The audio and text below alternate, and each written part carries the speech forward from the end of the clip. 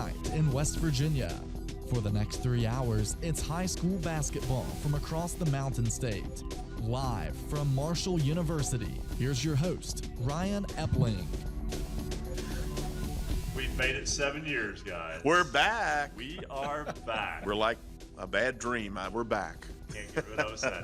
Ryan Epling, Ric Morrone, Bill Cornwell with you on Basketball Friday night in West Virginia. Next 3 hours, we will be going over high school basketball all through the state of West Virginia on this first full Friday of boys high school basketball. Girls have been in action for a little bit more than a week now. I'll kind of recap a little bit about what happened since we were last on the air, too. That includes the boys state championship games from a year ago. We'll go quickly through those over the course of the night.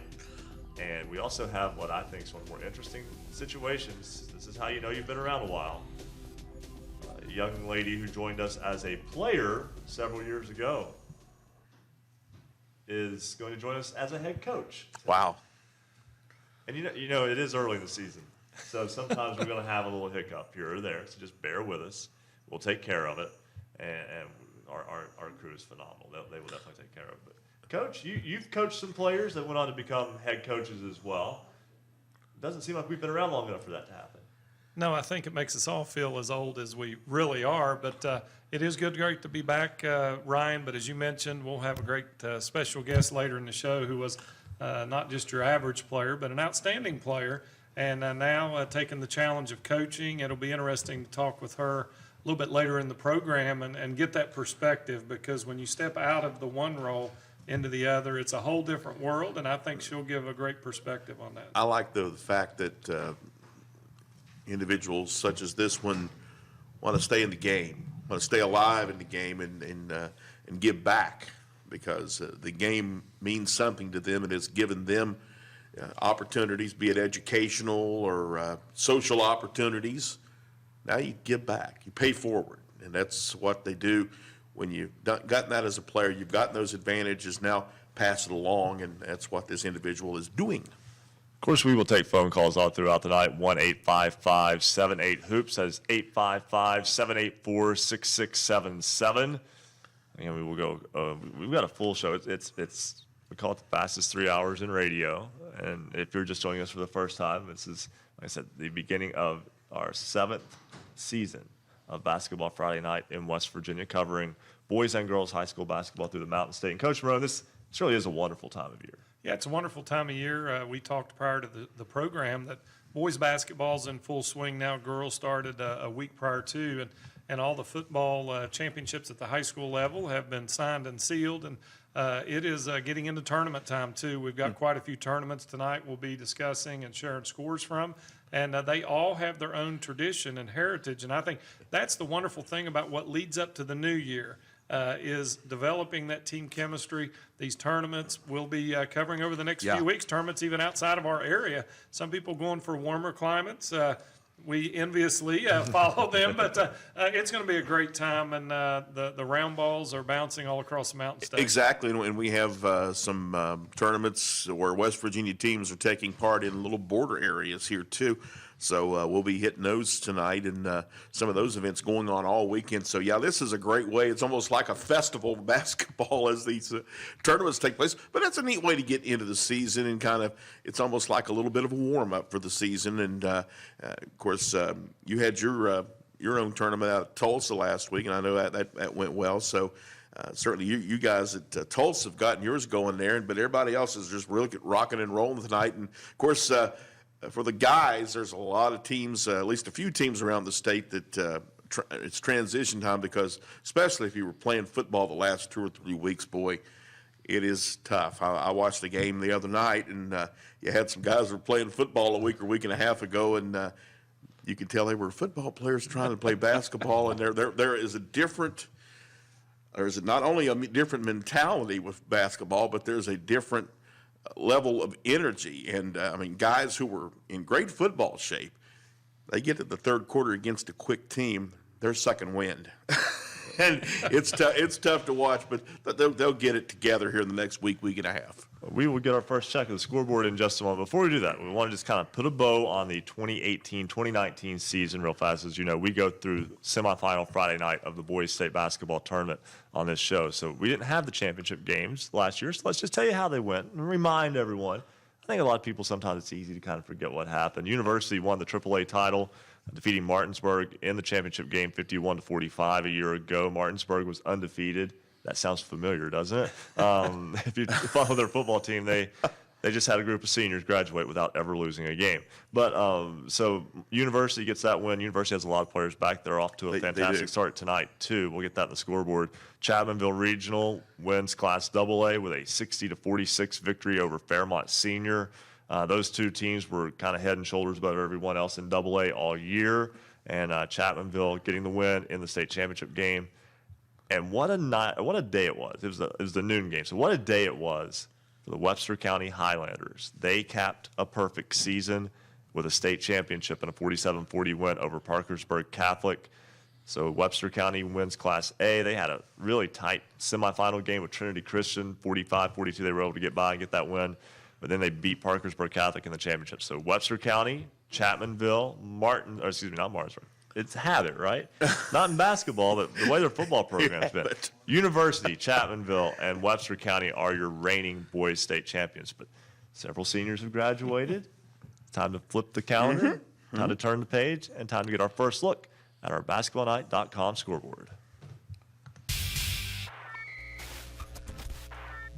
Looking for scores? Look no more. Visit basketballnight.com. Bill, why don't you lead off with the boys' scores? All right, we're going to start off with, first off, in the Harmon tournament tonight. Morgantown Christian, a 58-34 loser to the Harmon Panthers, the home team there. In the some regular season play, Parkersburg South, new coach there, beating the Elkins Tigers 66-36. Also, Spring Mills. Well, they get a win over the Lewis County. Actually, this is, I believe, that's a final. 47-37. Spring Mills gets the win over the Lewis County Minutemen. Also tonight, Robert C. Byrd loses at Wheeling Central by a score of 72-59. 68-62. Wheeling Park gets the win tonight over Meadowbrook, Ohio, Upper Ohio Valley battle there. First quarter score, Magnolia leading Cameron by a score of 8-7. This is in the Sam Andy tournament up in Wheeling. Also tonight, final Liberty losing to Philip Barber in the Sam Board tournament, and that was 77-50. Philip Barber's Colts get the win. Also Lincoln losing to, actually beating Liberty Raleigh, 50-37. Lincoln Cougars get the win there. Webster County Highlanders victorious tonight, and they get the victory as we update our scoreboard there. Webster County beat Calhoun County by a score of 58-49. Looking at other scores as we head down the frame here. It's first night for a lot of us here. And there we go it rolling. We got a halftime score. Woodrow Wilson and Greenbrier East playing. Good game there in AAA. And Woodrow Wilson's got the 7-point lead, 34-27. Got a second quarter score. Oak Hill and Pikeview tied up at 24. A few more finals. Sissonville loses to Winfield. Big win for the Generals in an early battle in the Cardinal Conference. 70-45. Generals with the win. End of the third. Fairmont Senior trailing Shady Spring by a score of 44-29. Familiar face in a new place for people who follow high school basketball in West Virginia. That is Luke LaRose, who is the all-time leading scorer for Nicholas County High School. He transferred after football season and is playing basketball at Shady Spring. That's a rarity. You got another school's leading all-time scorer at a different school. Fascinating. A couple of other boys' scores in the Big Shots Country Road Shootout in Morgantown. The Mohegans defeat Notre Dame 96-44. And at halftime, reigning AAA state champion University leads Greater Beckley Christian 55-25. Coach Morrone, you have the girls' scores. Yeah, let's take a look at the girls' scores tonight from all across the state. Several tournaments underway tonight. The Donnie Fenton tournament out of Williamstown. Exciting action there. Wheeling Central gets a last-second win over Marietta, 67-66 in that one. The other one, and that one will be the Clay County Panthers will take on the home standing Williamstown Yellow Jackets. We'll get that score for you shortly. Calhoun County 65, Roane County 50, part of the FCA Hoops Classic. Greater Beckley Christian 50, 21 for Tays Valley Christian. The Capital Cougars fall today to South Charleston. South Charleston 70, Capital 24. Moorfield 55-41 winners over Pendleton County, part of the Petersburg Holiday Tip-Off Classic in that one. Wheeling Park 44, Fort Fry, Ohio 31. The Sam Andy Classic in Wheeling. Philip Barber and Grafton taking part in the Sam Board Tournament. That tournament has been around for quite a while, and that game's at the end of the third quarter with Grafton leading Philip Barber 49-36. The Harmon Panthers 27-25, and the other half of that tournament, we'll actually slot that opponent in here shortly. Some other people working the first day kinks out. Also, Van, the Bulldogs, the Lady Bulldogs, 53-35 winners over Work County. Chapmanville leading Sherman 41-12 at the half. Parkersburg, the Big Reds, not a misprint. Parkersburg beats Hurricane 71-16 in AAA action. Parkersburg continuing to roll on the girls' side this year where they left off last year. Lincoln County 76, Point Pleasant 28.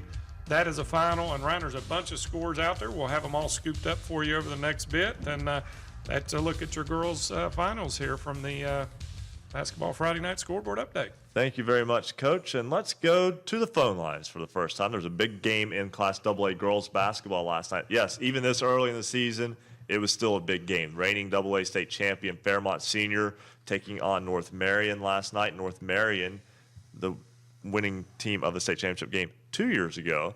North Marion gets the win at home 72-63 over the Polar Bears last night. Sean McNamara is a broadcaster who, Sean covers a lot of things, so we know that, but he also covers North Marion girls basketball. He joins us on the program now. And Sean, first off, nice to have you on Basketball Friday Night in West Virginia. Yeah, thanks a lot for having me, guys. North Marion's girls 2-0 after that big win last night, and I don't think that a lot of people necessarily think of games on December 12th as big, meaningful games in high school basketball, but the way that section has played out the last couple of years, knowing that the losers had to travel to Frankfort, which is a very difficult trip, even that game early on in the year, it's kind of a good litmus test for where those teams are. Yeah, most certainly. I was joking with both the coaches before the game that it seems a shame to play this rivalry this early in the year. But it certainly was a good one. The last three state champions in girls Class AA basketball, a great Marion County matchup, a great Big Ten matchup, and a great matchup just across West Virginia with two of the best girls basketball teams that the state has to offer. North Marion getting that win 72-63. Tell me a little bit about that game and kind of how it played out. Sure. It was a great game, and going into it, you knew that right off the bat that the guard matchup between Marley Washmitz for Fairmont Senior and Taylor Bonamici from North Marion is one of the better head-to-heads that we're going to see. Bonamici, a four-year starter, and Washmitz just a sophomore, but the MVP of last year's championship game. And Fairmont Senior came out hot. They took a 23-17 lead after one, Washmitz leading the way early on, but then Marley got into foul trouble in the second, and as soon as she went out with her third foul with 6:19 left in the first half, North Marion immediately went on an 11-2 run, thanks a lot to Taylor Bonamici, who had 22 points in the first half. And so at halftime, it was North Marion 38, Fairmont Senior 32. In the third quarter, Washmitz came back, and she was excellent, scoring 31 points in the game. But North Marion, thanks to Bonamici and Caitlin Carson, their sophomore, really started to pull away. They extended their lead to 58-46 at the end of three, and they pulled out the 72-63 win. Taylor Bonamici, who's going to go on to play at Fairmont State after this season, ended up with 36 points on 12 of 19 shooting. She added 9 rebounds, 4 assists, and 3 steals. She was also 12 of 15 at the free throw line. You guys remember 2 years ago in the state championship game where I think Taylor ended something like 22 of 25 from the free throw line to help the Lady Huskies secure the win in the state title game. She was every bit as good last night. Again, 36 points on 12 of 19 shooting. Caitlin Carson for North Marion added 13 points, 15 rebounds. She blocked 4 shots. She came up very big late as a team. North Marion shot 38%, but 42 rebounds, 12 of them on the offensive side, and they forced 21 turnovers. For Fairmont Senior, Marley Washington, 31 points, 8 steals, 11 rebounds. She was all over the place, one of the best scorers and players West Virginia has. She got some help from Emily Starn, who added 11 points, but it was not enough as North Marion was able to pull out the win in the 1-2 matchup here in early December. Well, Washington's obviously back from that state championship team a year ago, but she lost a lot of the supporting cast. I mean, obviously with 31 points, it seems like she's having to shoulder the load to score a little bit more with this group this year. Yeah, Marley she's a volume scorer. She does a lot more. She had 31 points in the season opener against Wheeling Central, came back, had 29, I believe, against Morgantown. She's got other players that can help ease that scoring load. Emily Starn can really score. Then they got Reagan Blasher, Kiara Cosby. They have other players that can score in that one. But the shots weren't falling last night for Fairmont Senior, as they shot just 27% from the floor, 20 of 73. A lot of that thanks to Mike Parrish's Lady Huskies defense, who were giving them fits all night. And speaking of that, we talked earlier about how difficult it is in that section because the sectional runner-up ends up, generally speaking, going to Frankfort for a regional game. Well, North Marion is going to make that trip tomorrow for a game at Frankfort at 3:45, and that's another big showdown. Those are 2 big showdown games, basically 2 days apart. Absolutely. Tough game going out there. We'll get to see a little bit more from Frankfurt. Abby Beeman no longer there, so that kind of changes the composition of the Frankfurt Falcons. So it should be another good one up there. No easy games. I think there were several AA coaches who might have gone to Frankfurt's graduation just to make sure Abby Beeman was there and her eligibility is done. Sean McNamara with North Marion Girls Basketball. Thanks so much for joining us. Hey, thanks for having me, guys. All right, we're going to step aside and take our first break. When we come back, we will hear from the head coach of Midland Trail boys basketball, Curtis Miller, and we will also talk with our good buddy Craig Dutton, who is, I won't call it a career change, I'll call it like making a turn and maybe heading in a similar direction but a different path. You'll understand what I mean when we get back. This is Basketball Friday Night in West Virginia on the Fast Break Sports Network. Basketball Friday Night in West Virginia will return in 2 minutes on the Fast Break Sports Network.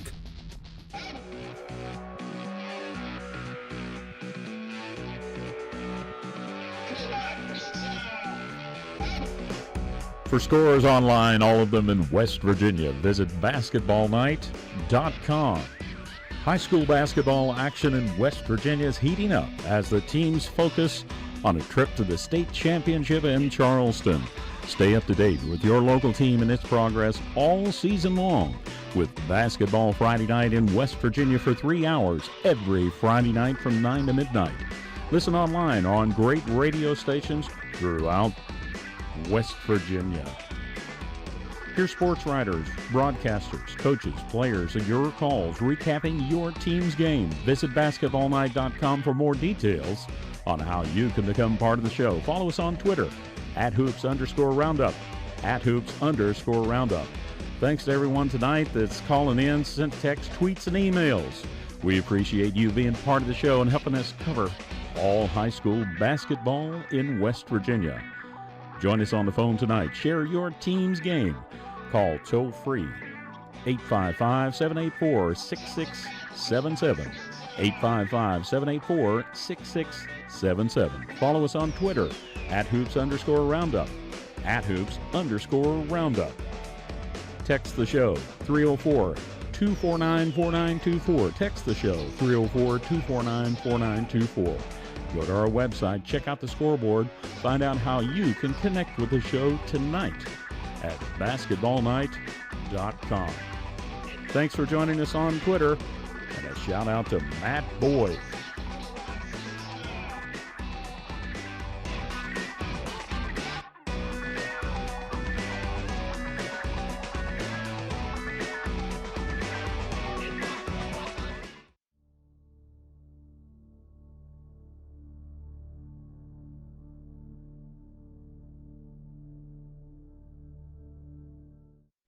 Looking to take some classes but not sure you can make it to campus?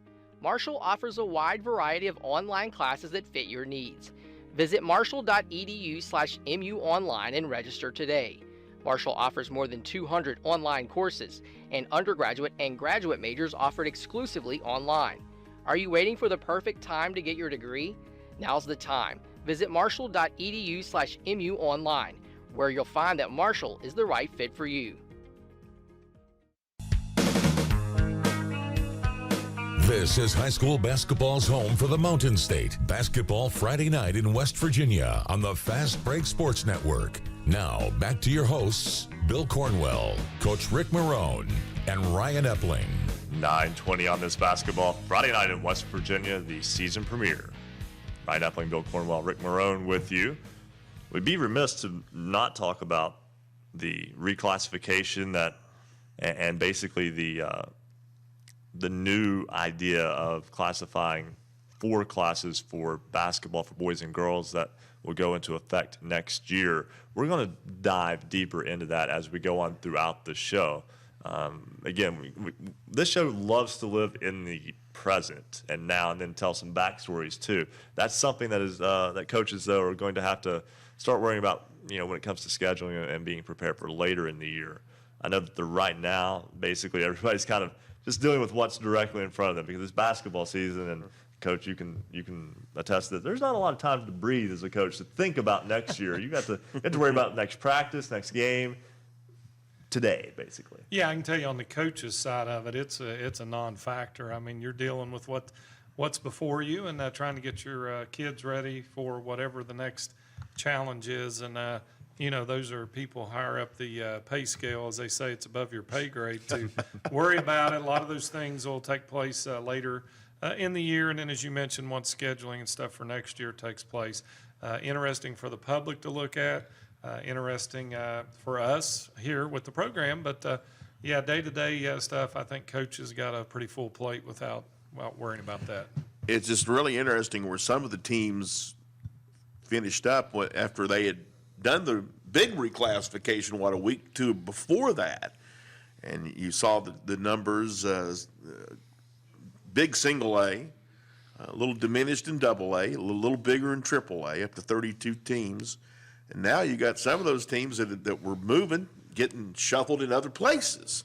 And also you got teams that are in very unfamiliar spots as teams have been pushed up into triple A or to double A. And so just a lot of movement, and so we'll talk a bit more about it. Yeah, it's going to be interesting. And one thing that we'll actually, we're human. We keep up with this about as well as anyone can, but we're still trying to kind of grasp exactly how that lays out for next year. Yeah. Curtis Miller is the head coach of Midland Trail. The Patriots are 0-1 this season, the boys basketball team. But they're a team that will be classified as double A in basketball in 1 year. Coach, let's talk about this year's team first, then we'll look ahead. Your ball club 0-1 after a tough loss to open the season earlier this week to Clay County. And just tell me a little bit about what you expect from your team this year. This is going to be a learning year for us this year. We graduated 5 seniors last year, and 4 of those were starters. So I'm returning, I think, 6 points back this year from last year's team. So really loaded with sophomores and juniors this year who don't have varsity experience. So the other night was their first action in a varsity game. So we had a bunch of learning curves that we're going to have to go through. But hopefully by the end of the year, we can be competitive with other teams. And your next game next week is at home against Greenbrier West. But now let's look ahead a little bit. The reclassifications come out. Midland Trail falls in double A in the 4-class layout. And I know most of the teams are kind of the same ones that you're used to, but there would be a couple of different ones in there, including Bluefield and Chapmanville, which is interesting the way that all works out. And Coach, I know we haven't even really gotten into how that plays out, but just looking at it from your perspective and with your basketball team, what are your thoughts on the 4-class system for next year? I think it's a joke to me, pretty much. I thought the whole purpose of this was for competitive balance, and I mean, you can just look at the list of teams and tell that it has nothing to do with competitive balance.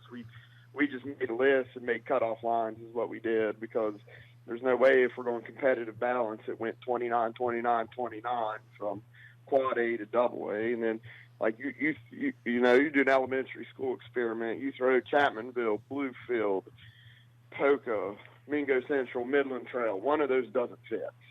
Like, it's really obvious that one of those wouldn't fit in that category. So I'm just not sure about the formula that they use to do this and how that would bump Midland Trail up to a double A. I feel like we got punished because we're 5 miles from our county seat, which is Fayetteville, which, if anybody's ever been in Fayette County before, we don't have population anywhere. Fayetteville is a small town too, so I don't see how being 5 minutes from Fayetteville makes us any more of a powerhouse in basketball. I just don't quite understand the process. I feel like there's about 5 or 6 true single-A schools that are in that double-A class that probably realistically can't compete in that class. And just looking at some of the teams that were being moved up, you're talking about, and I think these are the teams kind of like Midland Trail in a lot of ways. Work County would be a similar type team. South Harrison would be a similar type of school as well. Those both falling in double A. And then most of the private schools falling in double A as well. Wheeling Central, Charleston Catholic, St. Joe, Parkersburg Catholics. Another one, Buffalo, moves up to double A, and that's one that's just been, seemed like it just was home in single A. So, and right. Obviously, yeah, Coach, and this is a situation where there's not a lot you can do about it right now, but if I'm not mistaken, there is a comment period that is opening up for potential sections, because I think that has to go through public comment. Is that correct? The comment period opens in January, but I know, like you guys said earlier, it's not like we have a lot of time to deal with this, but we have actually already sat down at Midland Trail High School, and we've weighed out our options. You have until January the 10th to put in a request to move up a class. So we're actually going to move up to AAA because it's just a better option for us competition-wise. So we're going to make the jump from single A to AAA in basketball for the next 2 years, I guess. There you have it. There's some news here on Basketball Friday Night in West Virginia. Coach Miller, Coach Curtis Miller, head coach of the Midland Trail Patriots boys basketball team. Thanks so much for joining us, and we wish you and your young team best of luck through the course of the season. Thanks, guys. I appreciate it. Thank you. All right.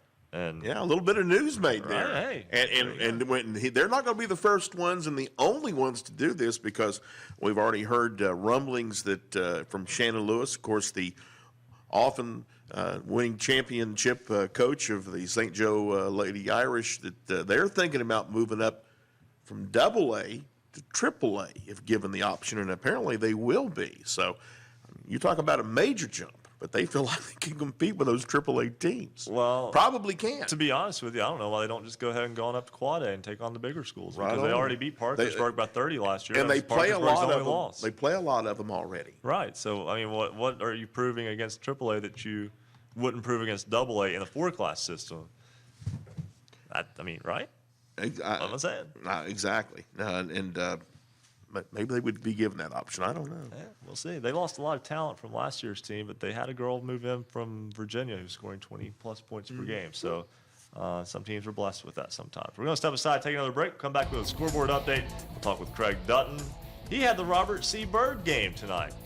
That seems a little out of his area, doesn't it? A little bit. There's a tease. Also, we'll talk with Eric Little. He's the voice of the Parkersburg South Patriots.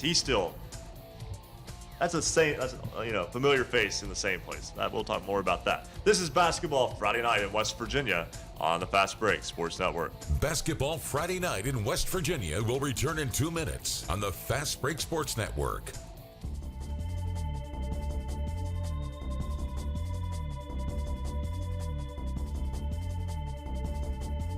If you love basketball, then there's only one place to be on Friday nights after the game. It's Basketball Friday Night in West Virginia. Many places that you can listen and watch to Basketball Friday Night in West Virginia. We're on great radio stations throughout the Mountain State. Just click on our affiliates page for the station nearest you. You can also watch us on high-definition video on YouTube. Go to basketballnight.com and just click to watch. On Facebook Live, go to Basketball Friday Night And you can find us on Facebook Live. We're also on Periscope, on Twitter, @hoops_roundup, @hoops_roundup. In the Huntington area, on cable, we're on Comcast, Channel 25. And we want you to send in your game pictures. If you're watching right now, you see all those pics. Send us your pictures so we can feature them in our video stream. Send your pics to us on Twitter @hoops_roundup, @hoops_roundup. On Facebook and Instagram, send them to RSN Sports Network or to our Facebook page. You can send them by email to scores@basketballnight.com, scores@basketballnight.com. Give us your best pics of your team and your fans. Become a part of basketballnight.com. New followers tonight, thanks for following us on Twitter @hoops_roundup. James Hatfield, Landon Mitchell, Ryan, Joshua Nutter, and the Dog Pound. Follow us on Twitter tonight, and we'll mention you by name @hoops_roundup. @hoops_roundup. It's basketballnight.com.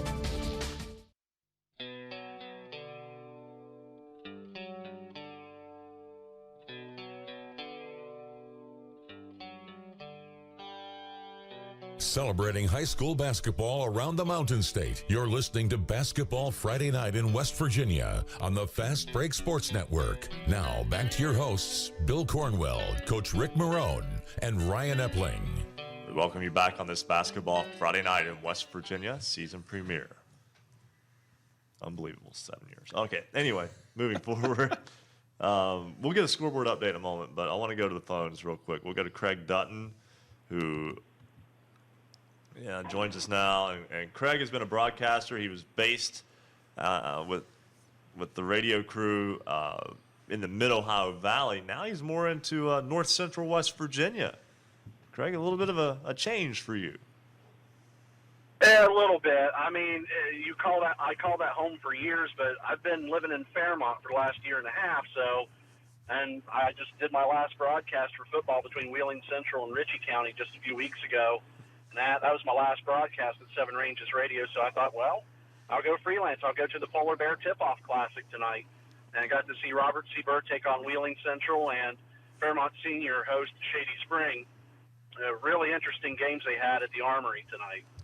Yeah, and a big win tonight for Shady Spring over Fairmont Senior. Basically, the only team in AA that had been able to do anything with Fairmont Senior in the last few years was Chapmanville Regional. And tonight, Shady Spring handles them in Fairmont.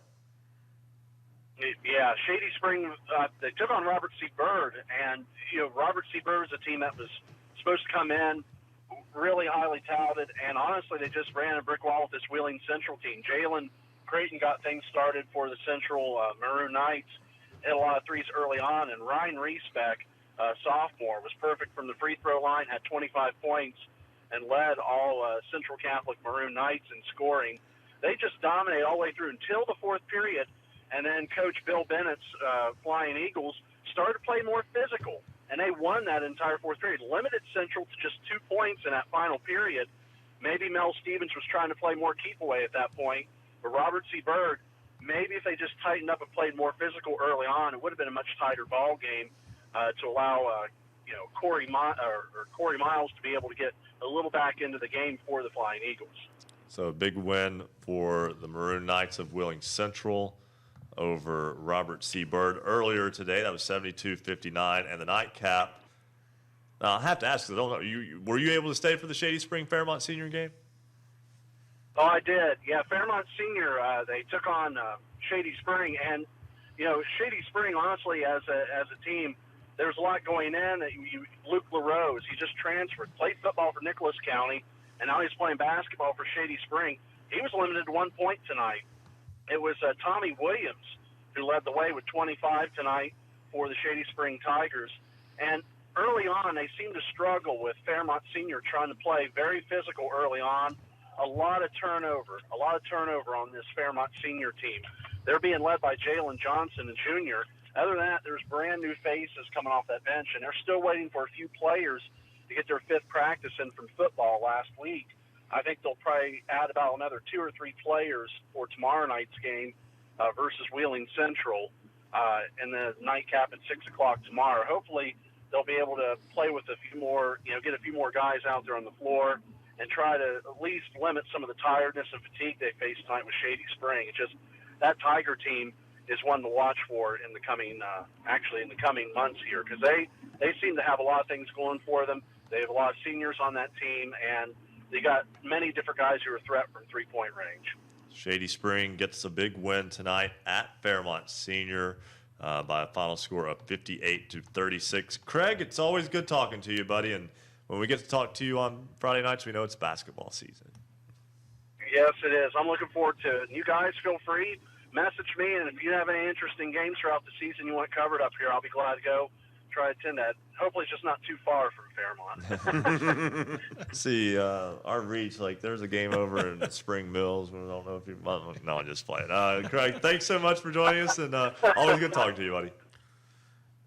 Thank you, guys. Have a wonderful season. All right. Thank you very much. That's Craig Dutton, kind of freelancer right now. Exactly. And then, he's moved geographically in the state, so if you got some radio stations wanting to do a little basketball in the North Central, give Craig a call. Now let's move back to where Craig came from, Seven Ranges Radio. Eric Little, broadcaster of V96.9 WVVV in Parkersburg, voice of the Parkersburg South Patriots. He joins us now on Basketball Friday Night in West Virginia. And Eric, even when Craig goes away, you still have to follow him.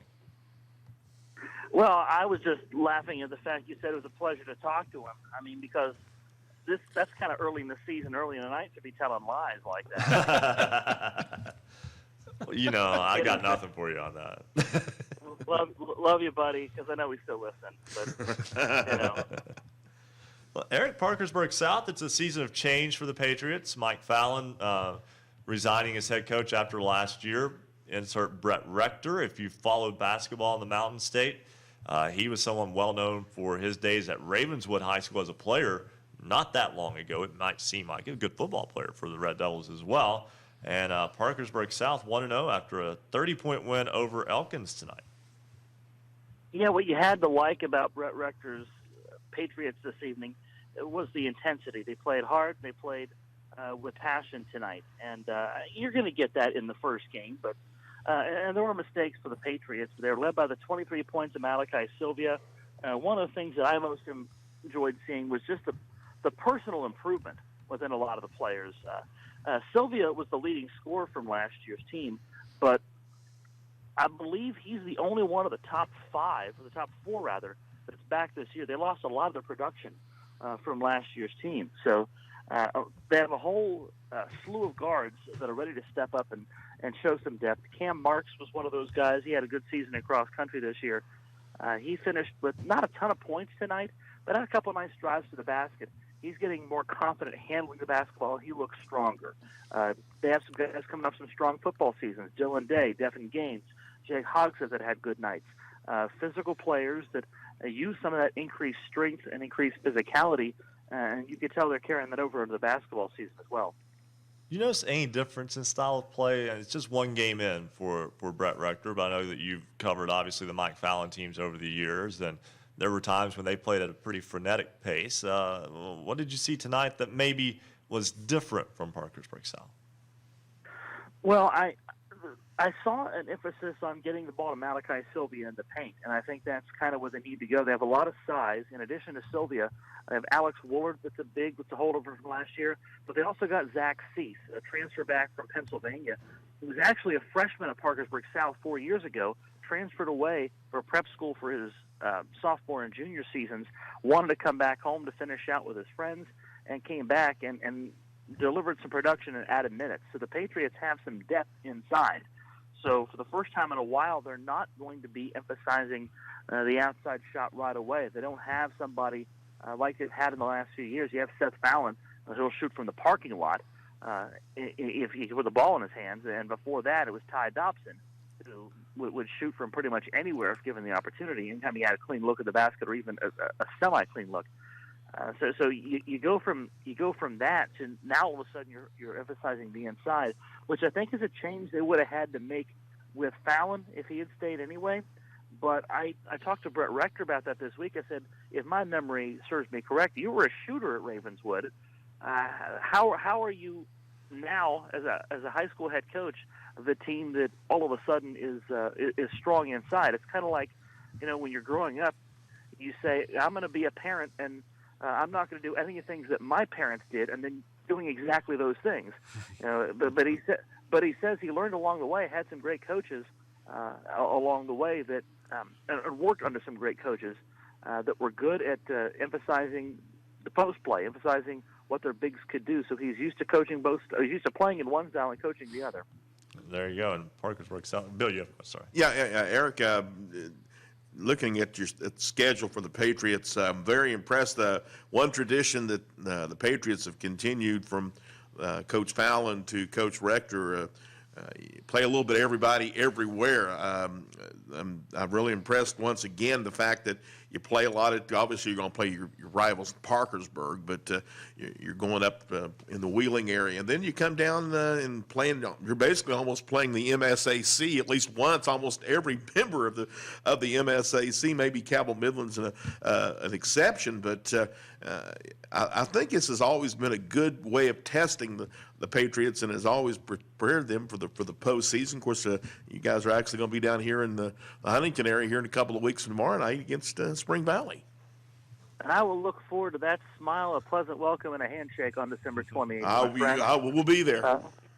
I know it's and I think compared to when I came on board here doing this program's games, the big change is that though this is a team that plays in a northern-based conference, looking at the OVAC, though they play in the OVAC in the Two Rivers Athletic Conference, their section and region takes them south. It used to be the other way around. We used to see Wheeling Park, John Marshall in the section, Morgantown, University, Preston in there as well.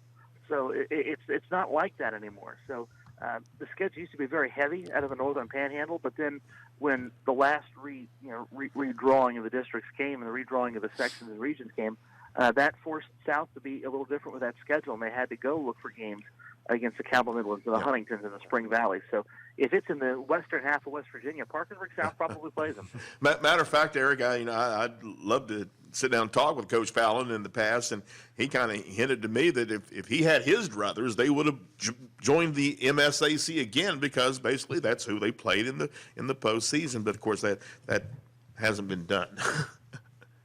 Yeah, unfortunately, you can't switch the conferences the way they can switch sections and regions, and as quickly as that happens, a lot more of a complicated process. So if you're on kind of one of those fringe areas, where sometimes you're in a section that takes you south or north or east or west, it doesn't always line up with your conference. So you're in that run for a few years. So I know that it presented some challenges and some logistical challenges, but you're right.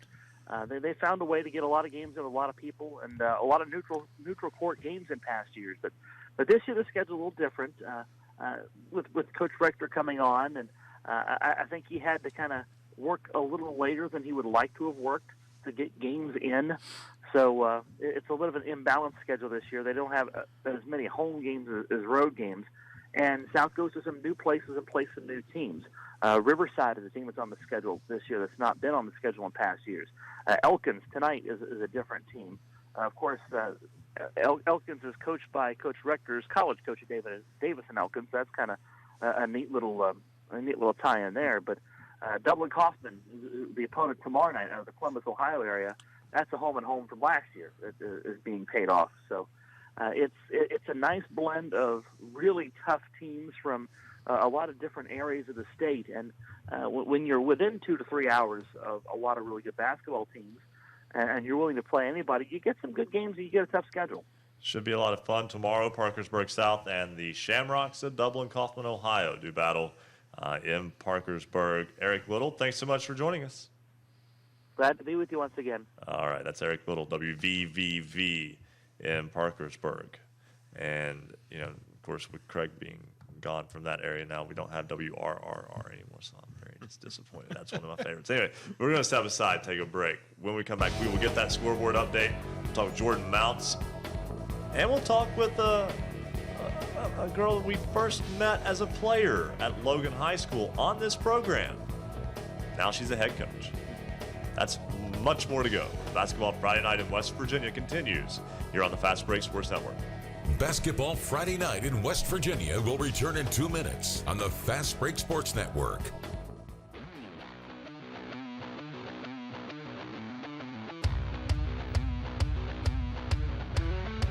For scores online, all of them in West Virginia, visit basketballnight.com. It's the Daily Hoops Roundup, part of basketballnight.com. Every day we recap the day's scores just for you on all the teams in West Virginia. We send followers an email at 8 a.m. with the Daily Hoops Roundup. You can also visit basketballnight.com and check out the day's scores. We'd like you to become part of the score reporting crew during the week, too. Send us your team scores by Twitter, text, or email, and we'll make that part of our Daily Hoops Roundup. We want you to be part of the Basketball Friday Night in West Virginia family. On Twitter, follow us at Hoops_Roundup, at Hoops_Roundup. Email scores at basketballnight.com, scores at basketballnight.com. Send a text with scores to 304-249-4924, 304-249-4924. Check it out at basketballnight.com. It's the Daily Hoops Roundup. Shout out to some of our newest Twitter followers, East Hardy Basketball. Thanks for following us on Twitter at Hoops_Roundup. Madison Lloyd, Gilmer County Athletics, Quentin Burton, Trudy Totten, Matt Boyd, James Hatfield, Landon Mitchell, Ryan, Joshua Nutter, and the Dog Pound. Follow us on Twitter at Hoops_Roundup, at Hoops_Roundup. We want you to become part of the Basketball Friday Night in West Virginia family at Hoops_Roundup.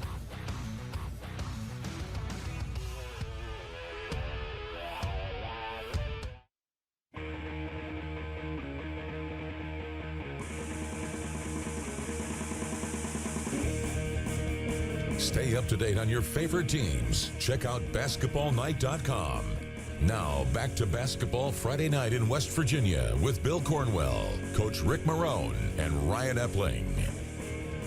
9:47 on this Basketball Friday Night in West Virginia. We will get you a scoreboard update in just a moment, but first let's go right back to the phones. Jordan Mounts, WFGH radio broadcaster, and he's someone who is kind of a jack of all trades. He'll go wherever you want him to go. He'll go to a game that maybe you wouldn't necessarily think he would go to, and he'll still call and tell us about. Jordan, what game did you see?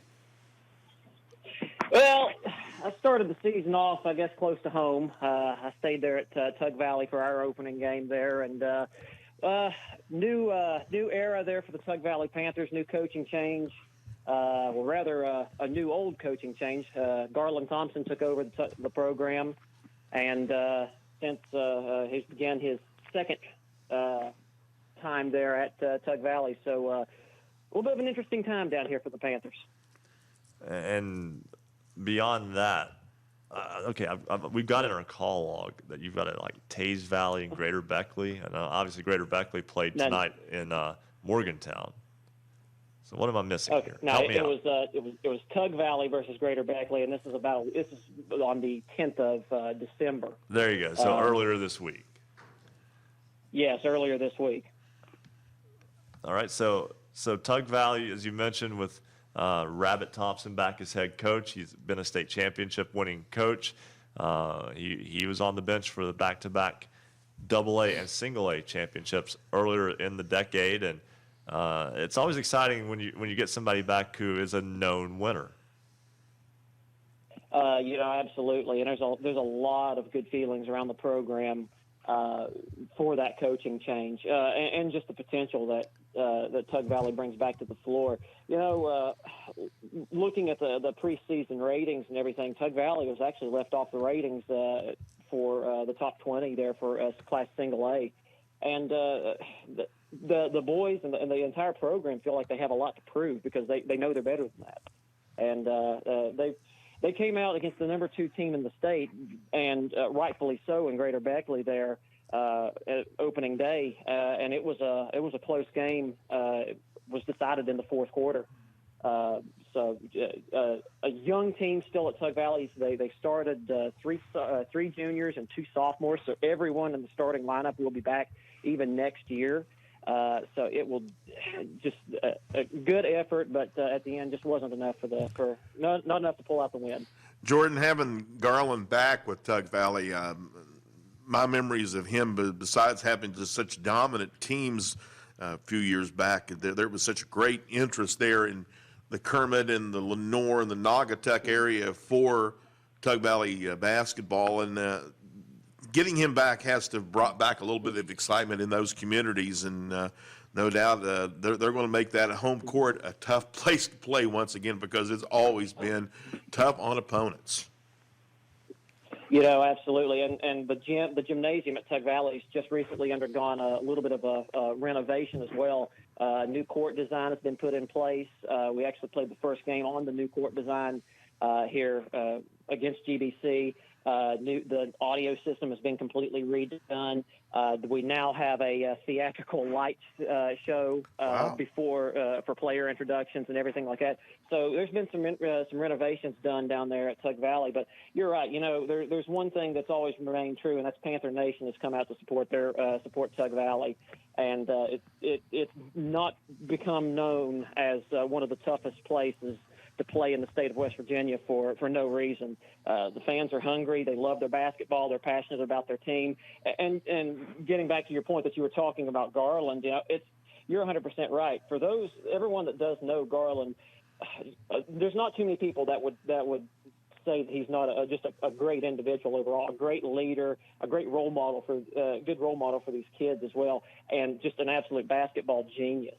Garland, he did lead the team there to the 2012, 2013 AA and single A respectively state championships, and the quality of athletes has not dropped there in Tug Valley. They have had quote unquote a couple rebuilding years, last year being one, but the team is still very, very well rounded and very talented this year, even with the youth that they bring to the table.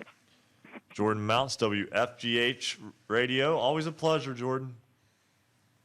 Absolutely, Ryan. I appreciate you all letting me call in, and look forward to being back on camera with you all here before too long. Yeah, Jordan will be in studio with us throughout the season as well. Always good to talk with Jordan.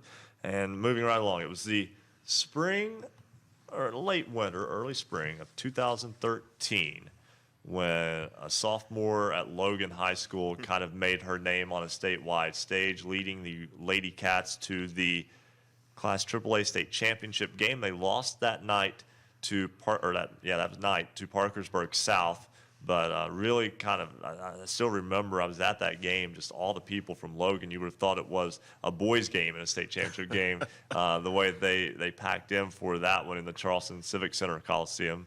At the time, that's what it was called. It's the Coliseum Convention Center, whatever. Anyway, but then Shayna Gore then had a tremendous career. Was unable to get back to Charleston though, but had a tremendous career throughout her high school years. Also had a big time career at Marshall University, one of the top players in program history. And last year was her senior year, and now she's the head coach of the St. Albans girls basketball team. Our good buddy Scott James, busy with mayoral duties in St. Albans. So Shayna Gore is the head coach of the Red Dragons. She joins us now on Basketball Friday Night in West Virginia. And Shayna, now we've got you as a coach. How are things going in your first year at St. Albans? It's definitely a process. Trying to get to know the girls still, and they're still trying to get a feel for me. We started out, we're 0-3. But one thing that I have caught on is I get a lot of text messages and a lot of phone calls about how hard they play. And if that's one thing St. Albans can be known for, then I'll take it. We just got to get the little things in now with playing hard, which is like rebounding and communicating. I can't get them to communicate for nothing. They'll be on the sideline talking to each other before practice, but as soon as you put them on the floor, they don't say a word. So it's definitely a process, and it's definitely a transition from being a player and being a head coach, but I'm enjoying every second of it. your playing days obviously are just barely behind you, as you were a standout for the Thundering Herd women's team last year. How's your perspective changing where you really can't go on the floor and help them right now? Well, I almost got a technical the past 2 games because I have almost been out on the floor. So it's definitely a transition. Trying to pick the girls' brains and then trying to get them in mine. But I've also learned that as a coach, everybody's different, and I do got a couple of girls. I'm trying to get a couple of girls in that scoring mentality right now. We kinda, which is not a bad thing, but we kinda want to share the ball too much right now, and I need someone that's going to take over and that's going to get us a bucket when need be. So. Shana, you had quite the basketball journey this year, of course, ending your career at Marshall, and your name's throughout the record book with Marshall women's basketball. You had an opportunity, went to Spain for a couple of weeks. You found that just really wasn't for you, and you came back, and but it's working out for you. Yeah, I'm not gonna lie. Basketball, obviously, is a big part of me and who I am, and most days I miss it. But being around my group of girls and coaching, like, really brings it out, because I'll get in and practice with them and play with them some, and it just takes me back to my playing days. But I have to say, my head coaching position has really helped me transition into life after basketball, and it's really helped me grow into a person too, and just like helping the girls off the floor more than on the court, life after high school, and just trying to get them ready. Coach Shana Gore of the St. Albans girls basketball team. We're gonna do this again another time in a couple of weeks, and we talk a little bit more basketball. We got a little bit more time. Thanks so much for joining us, and best wishes to you and your basketball club. Thank you. I appreciate it. Thanks for calling. All right, that is Shana Gore, head coach of the St. Albans Red Dragons, former Logan High School standout and former Marshall University women's basketball She standout. will do well in coaching, because as a player, she was one who put the work in, and she will put the work in as a coach as well. Yeah, I tell you what, I think one of the adjustments for her is what we all go through is it's more than just what goes on the bench. She's having to run an entire program, and coming in as a head coach of a AAA program, I'm sure she'll do a wonderful job, but her plate is more than full, I'm sure. It's a very unforgiving area to get to break in, and let her get her footing and see where things go from there. But it's definitely like she said, off to an 0-3 start, but they play hard, and that part you can't teach. If you get them playing hard, you can get them aimed in the right direction. That's right. That's what it all boils down to. We'll step aside and take a break. 1 hour in the books already. I told you guys, fastest 3 hours in radio. We're a third of the way home already. When we come back, we will get that much anticipated scoreboard update, and we will talk with Penn Kurtz, head coach of the Wheeling Central girls basketball team. They had a dramatic game to talk about. That's when Basketball Friday Night in West Virginia rolls on here on the Fast Break Sports Network. Basketball Friday Night in West Virginia will return in 2 minutes on the Fast Break Sports Network.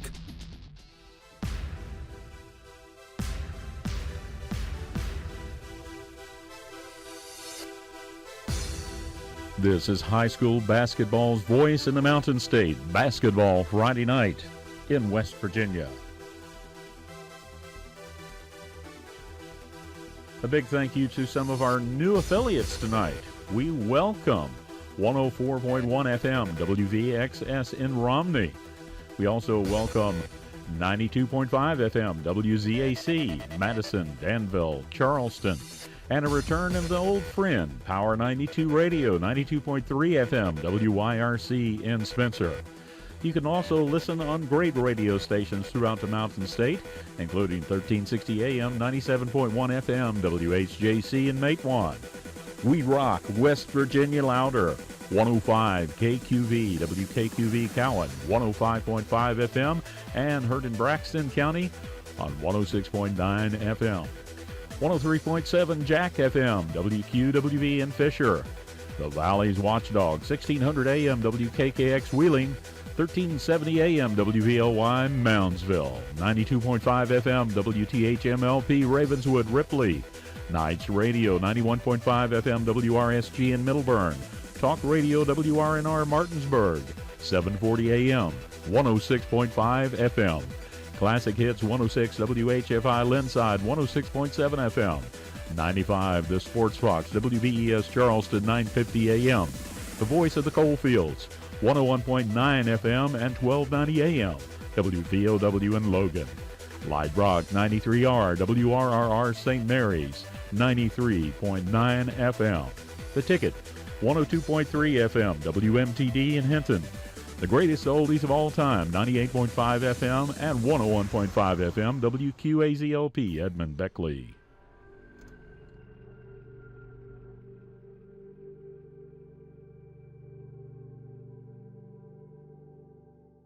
Thinking about joining the Marshall family? Visit marshall.edu/tour and schedule a visit today. You can join us at one of our Green and White Days and see what being a son or daughter of Marshall means. You'll visit with administration and staff and see what Marshall has to offer. Can't make it for Green and White Days? Schedule a visit to one of our daily tours and get a personal look at Marshall's campus.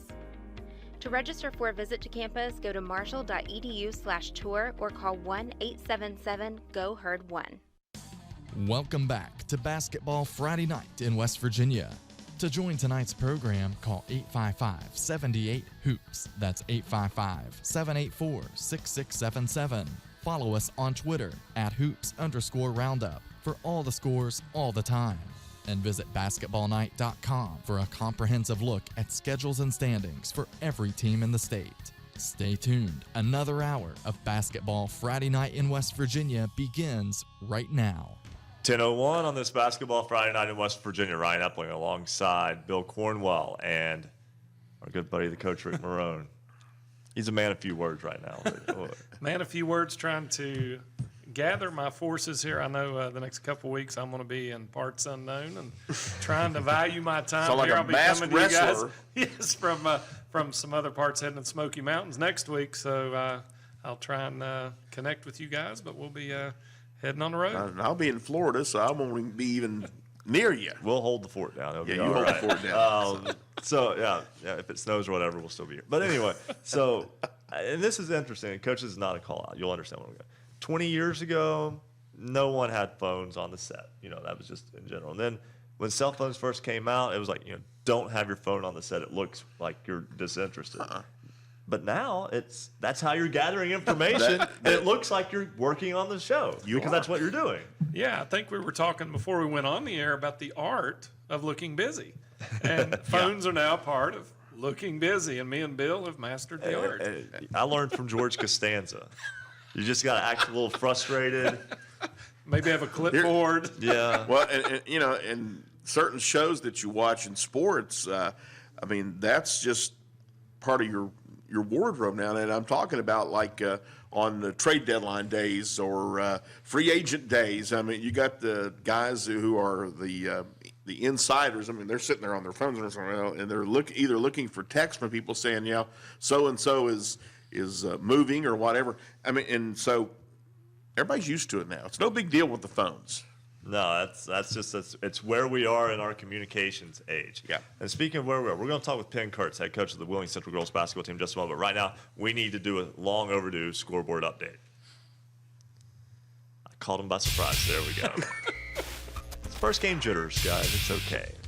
Looking for scores, look no more. Visit basketballnight.com. Coach Morrone, we're going to turn you loose with the boys' scores. Let's take a look at the boys' scores again. One-stop shopping for your high school boys basketball scores. Basketballnight.com is the place to go. Lots of scores coming in. First up, Morgantown 96, Notre Dame 44. That's part of the Big Shots Country Roads tip-off at University High School. University gets a 93-63 win over Greater Beckley Christian in the same event. South Charleston, a big win over Beth Haven. They win 91-49 in the FCA Hoops Classic. Harmon Panthers 58, Morgantown 34. Jefferson gets an 82-72 win over Broad Fording Christian Academy. The Elkins Tigers fall to Parkersburg South. The Patriots win 66-36 this evening. Spring Mills, the Cardinals, 47-37 winners over Lewis County. That's part of the Musselman tournament. Wheeling Central Maroon Knights, 72-59 over Robert C. Byrd. Also tonight, Meadowbrook out of Ohio falls to Wheeling Park. The Wheeling Park Patriots 68-62 winners tonight. Magnolia over Cameron at the half, 28-27. That game's in the third quarter. as they lead them in the Sam Andy tournament in Wheeling. Philip Barber 77-50 over Liberty Harrison over the Mountaineers. Lincoln, the Cougars 50, Liberty Raleigh 37. Page County, Virginia 60-35 over East Hardy as the Cougars come up just short tonight. Webster County, the Highlanders off to a good start, 58-49 winners over Calhoun County. Clay Battelle, the Battling Seabees, 69-42 winners over the 100 Hornets. Gilmer County, the Titans, remember the Titans, 53-48. They win tonight over Roane County. Woodrow Wilson, an exciting finish. They get a 1-point win over Greenbrier East, 54-53. The Flying Eagles come out on top. Greenbrier West, 64-61 winners over Independence. Madonna, the Blue Dons, 80-44 winners over Valley Wetzel. Scott, the Skyhawks, a good battle between Mingo Central and Scott tonight. The Miners, 79-75 winners over Scott. Nitro, 63, Herbert Hoover, 53. Oak Glen, 63-48 winners over Brook. Pikeview, the Panthers, 66-57 over Oak Hill. Ravenswood Red Devils, 69-48 winners over the Ritchie County Rebels. Tulsa Rebels, 76-60 winners over Calvary Baptist. Lincoln County Panthers get a 52-43 win over the Van Bulldogs. And South Galley, Ohio, 60. Wahama, 23. Winfield, big battle with Sissonville. Winfield gets a 70-45 win over the Indians. And Shady Spring, a 58-36 win over Fairmont Senior. And that's a look at your boys' scores. I'm going to give Bill a break right now. Okay. I'll do the girls' scoreboard for you here tonight. Here are the scores from girls high school basketball in West Virginia that we have. In the Donnie Fenton tournament in Williamstown, game came down to the wire. Wheeling Central gets the win over Marietta, Ohio, 67-66. We'll talk much more about that in just a moment. Calhoun County defeats Roane County, 65-50. It was Greater Beckley Christian picking up a 50-21 win over Tays Valley Christian. South Charleston defeats Capital, 70-24. Those last three games all part of the FCA, Fellowship of Christian Athletes Hoops Classic. Also tonight, Moorfield beats Pendleton County, 55-41. That was in the Petersburg Holiday Tip-Off. Also in the Sam Andy Basketball Classic in Wheeling, the Patriots of Wheeling Park defeat Fort Fry out of Beverly, Ohio, 44-31. Grafton picks up a win in the Sam Board tournament over Philip Barber. Actually, that game's in the third quarter, 49-36. Harmon with a 27-25 victory over Morgantown Christian tonight. The Harmon Panthers get the win tonight. Also tonight, Van defeats Wirt County, 53-35. It was Chapmanville defeating Sherman, doubling up the tide, 70-35. Parkersburg, impressive. The reigning state champion Big Reds defeat Hurricane tonight, 71-16. It was Lincoln County over Point Pleasant, 76-28. Preston defeats Hedgesville, 65-42. And finally, the Madonna Blue Dons behind 20 points from Lucky Police defeat Valley Wetzel, 80-44. That's a check of your girls basketball scoreboard on basketballnight.com. Let's go back to the phones. We mentioned that dramatic win tonight for Wheeling Central over Marietta, Ohio. Penn Kurtz is the head coach of the Maroon Knights. He joins us now. And Coach, not too many things much sweeter than that buzzer-beating victory. Yeah, especially because on Wednesday night we lost one just the other way. So it was nice to see the team bounce back and pull one out at the end. You've got a young basketball team, kind of I won't say a full reset, but you've got several new faces this year. One of them coming through tonight with about 7 seconds left is Amelia Lacondas. Maria. Okay, so I apologize. Yeah. That's all right. Everybody mispronounces it. Yeah. So just tell me about that sequence. Yeah, so actually, Eaton Gaynor, our senior All-State guard, went down with a knee injury last Friday. So Nalia is a freshman. We put her in at the point guard. And we called timeout with about 18 seconds left, down one, and just tried to spread the floor and see who had a mismatch. And she just, got by her player and made a nice little floater in the lane and went right through the hoop. And we were able to, defend them for the last 7 seconds and win the game.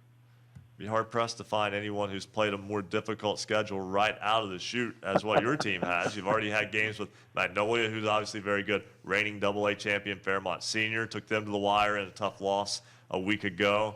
Tough loss to a very good university team that reached the Class AAA title game a year ago. And, I mean, just next one up, right?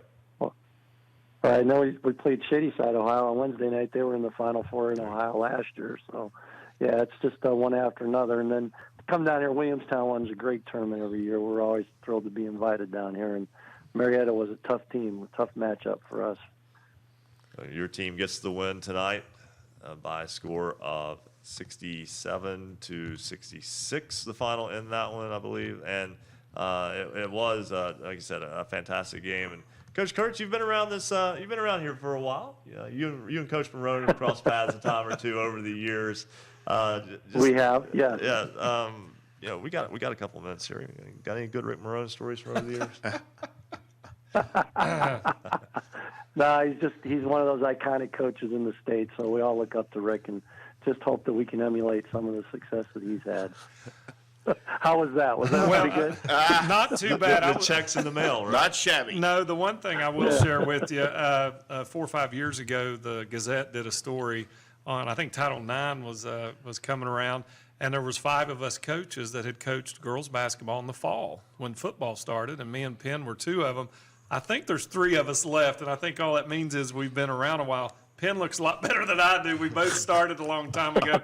He does a great job, but again, I think Wayne Ryan was one of them. There was 5. I think there's down to 3 of us with Karen Miller and Penn and myself. He is the iconic coach in the state, in my opinion, and he has always run a class program and just a great person and a great asset to girls basketball in the state. Penn, we've talked a little bit this evening about the reclassification, the 2-year experiment coming up. Of course, Wheeling Central was put into AA, and we did also discuss the fact that your Catholic school coaching colleague Shannon Lewis has talked about even moving up to 3A. Is that something that maybe Wheeling Central would consider? We really haven't had a chance to evaluate it. We'll look at that, but I think we'll stay right where we are. It's a thrill every year to have an opportunity to try and make the trip to Charleston, and then when you get there, it's probably one of the highlights of a high school career for a basketball player. So, whatever we have to do, wherever we have to go, we'll try and figure it out and figure out a way to get there. Coach Penn Kurtz of the Wheeling Central Maroon Knights girls basketball team. Always a pleasure to talk hoops with you, Coach. Thanks for joining us, and look forward to speaking with you again throughout the year. All right, thanks for the call, gentlemen. Have a good evening. All right, you too. And again, a nice win tonight over Marietta, Ohio for the Maroon Knights. You guys, we haven't really got to talk too deep into this, but when you look at Class AA, I think a lot of people a year ago thought that Frankfort was a one-person show with Abby Beeman. I think people who saw them play realized they weren't a one-person show. She was just leading a very good basketball team. She graduates, the supporting cast, so-called supporting cast. That almost sounds like you're discounting them, but the rest of the team kind of rallying back together, and that team's off to a great start. They're not getting a lot of attention statewide, but they picked up a win over University, who again played for the AAA title a year ago. Yeah, exactly. You're going up a class and beating a AAA, and it kind of shows you that it wasn't a one-girl show. It was definitely a team, and now those folks who were maybe the supporting cast, now they're the stars, and it's not just one. You've got capable players throughout that Frankfort team there, and obviously they can perform. And they're off to a 4-0 start. Yeah, I'll tell you what, Ryan, I think what is wonderful about a new season starting is players assume different roles. As you mentioned, Abby Beeman is a name known all across the state, just a tremendous player at Frankfort. Those players that were a little more role players that were in the background, now all of a sudden the light shines on them. I know a game that you covered this week with Wayne and Logan, similar situation. Wayne High School's been to the state tournament a couple of times now. But there's been different faces changing, but the program's still there and some emerging players there for the Pioneers, and I know we'll cover them throughout the season this year. But sometimes it's people that are there. It's like hiding in plain sight. Now they get the spotlight, and some of them do a great job stepping up to the challenge. And another thing, start of the season, it's always really neat. You as a coach, Rick, Ryan and I as players, and just fans in general, it's fun to see players that have done the work in the offseason. They've gone to camps. They played during the summer time of competition in June and just doing little things to improve their game, and you can see it. And you can see they couldn't do that back in March or back in February. But you know what? They've developed, maybe it's a crossover dribble. Maybe it's a better three. Maybe it's a little bit of quickness. Boy, big change. Maybe it's just maturity that's come on. And you can see it from where they left it off in March to now here in December.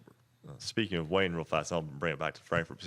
I was at that Wayne-Logan game last night, looked across the way, and I see about 4,000 points worth sitting on the front row of in the stands because from the last 2 years who have graduated, and then you look on the floor and they're still putting out a quality product, and that speaks a lot for the kids and the coaching staff and what they've done to work together to be as good as they can be. Yeah, and I think there is a good parallel there between Frankfort, Wayne, different parts of the state, but programs that are building that tradition, and then young players coming up want to be a part of it. They work on their game, as Bill said, and they want to keep that tradition going. And as you mentioned, Wayne right in the mix again, and Frankfort as well. And coaches want to develop consistency, and Frankfurt's obviously got that. And you mentioned with Wade Williamson and Wayne, they want to be not just a one-shot wonder. They want to be consistent. Exactly. And Coach, you've been around. You've had some spectacular players at Tulsa over the years. And, unfortunately, about every 4 years, they graduate. But and tell me about some of the times that you've coached and firsthand the year after you've had a spectacular player go through and you still have a big season. Yeah, I tell you what, a lot of times it's a motivator for you. We've made the state a few times. We were there in 2016, just a couple of years ago. And the following year, we had a turnover in personnel, and we had a lot of young players coming in, and they wanted to make their own mark. And that's something that we try and pride ourselves on, is every season's its own entity. Leave your mark here. Our goal, they hear from me when they walk in as freshmen, leave our program better than when you got here. It may be things on the court. It may be things in the classroom or in the locker room as a leader. And we've had some years like it. The 2017 year, we're in the regional finals playing Williamstown, one step from the state tournament, won the same number of games we won the prior year. This year, we're excited. We won 15 games last year. We got to the second round of the sectional. A lot of new faces in our program. But I think that it's a motivator. It's exciting. And I think old guys like me, it motivates me, Wade Williamson, Penn Kurtz, who does look a lot younger than me and Wade. But it motivates us as coaches. I think if every year were the same, I would have been done a long time ago. I think every year is trying to get the best out of people. And sometimes our most successful years have not ended in the state tournament, but it's been successful because of growth from where we started and where we're at, and then those goals ahead of you. So it's exciting. We've got to step aside and take a break. When we come back, we're going to dig into a story that I think a lot of folks will find interesting. There was an altercation between two parents at a basketball game. We won't dig too far into that, but trust us, it's a fascinating story. It is. But it's one we can all learn a lesson from. We'll have that on Basketball Friday Night in West Virginia continues here on the Fast Break Sports Network. Basketball Friday Night in West Virginia will return in 2 minutes on the Fast Break Sports Network.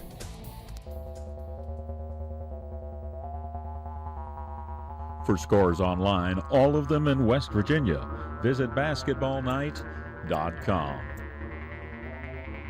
A big thank you to our newest affiliates joining us this season, including 104.1 FM WVXS in Romney. Also, 92.5 FM WZAC, Madison, Danville, Charleston. And a return of an old friend, Power 92 Radio, 92.3 FM WYRC in Spencer. We also want to thank our many other stations, including Tune for You, Yap Radio, 101.7 FM WYAPLP Clay, 104.5 FM WASPLP Huntington, 101.1 FM WVWPLP in Wayne, 90.7 FM WFGH Fort Jay, and Marshall University's flagship station, The Cutting Edge, 88.1 FM WMUL in Huntington. Cable subscribers can find Basketball Friday Night in the Huntington region on Comcast Channel 25, Armstrong Digital Channel 204. You can listen online with any computer or mobile device by going to basketballnight.com and click on Listen Live. Streaming online high-definition video can be found on our website, basketballnight.com, and on our Facebook page, on Periscope. on Twitter at @hoops_roundup, at @hoops_roundup, and on YouTube. We want you to become part of the Basketball Friday Night in West Virginia family. Follow us on Twitter at @hoops_roundup. Big shout out to our newest Twitter followers tonight, including Dalton Darway, Joshua T. Thompson, Jason Knapp, and Bryant Sanders.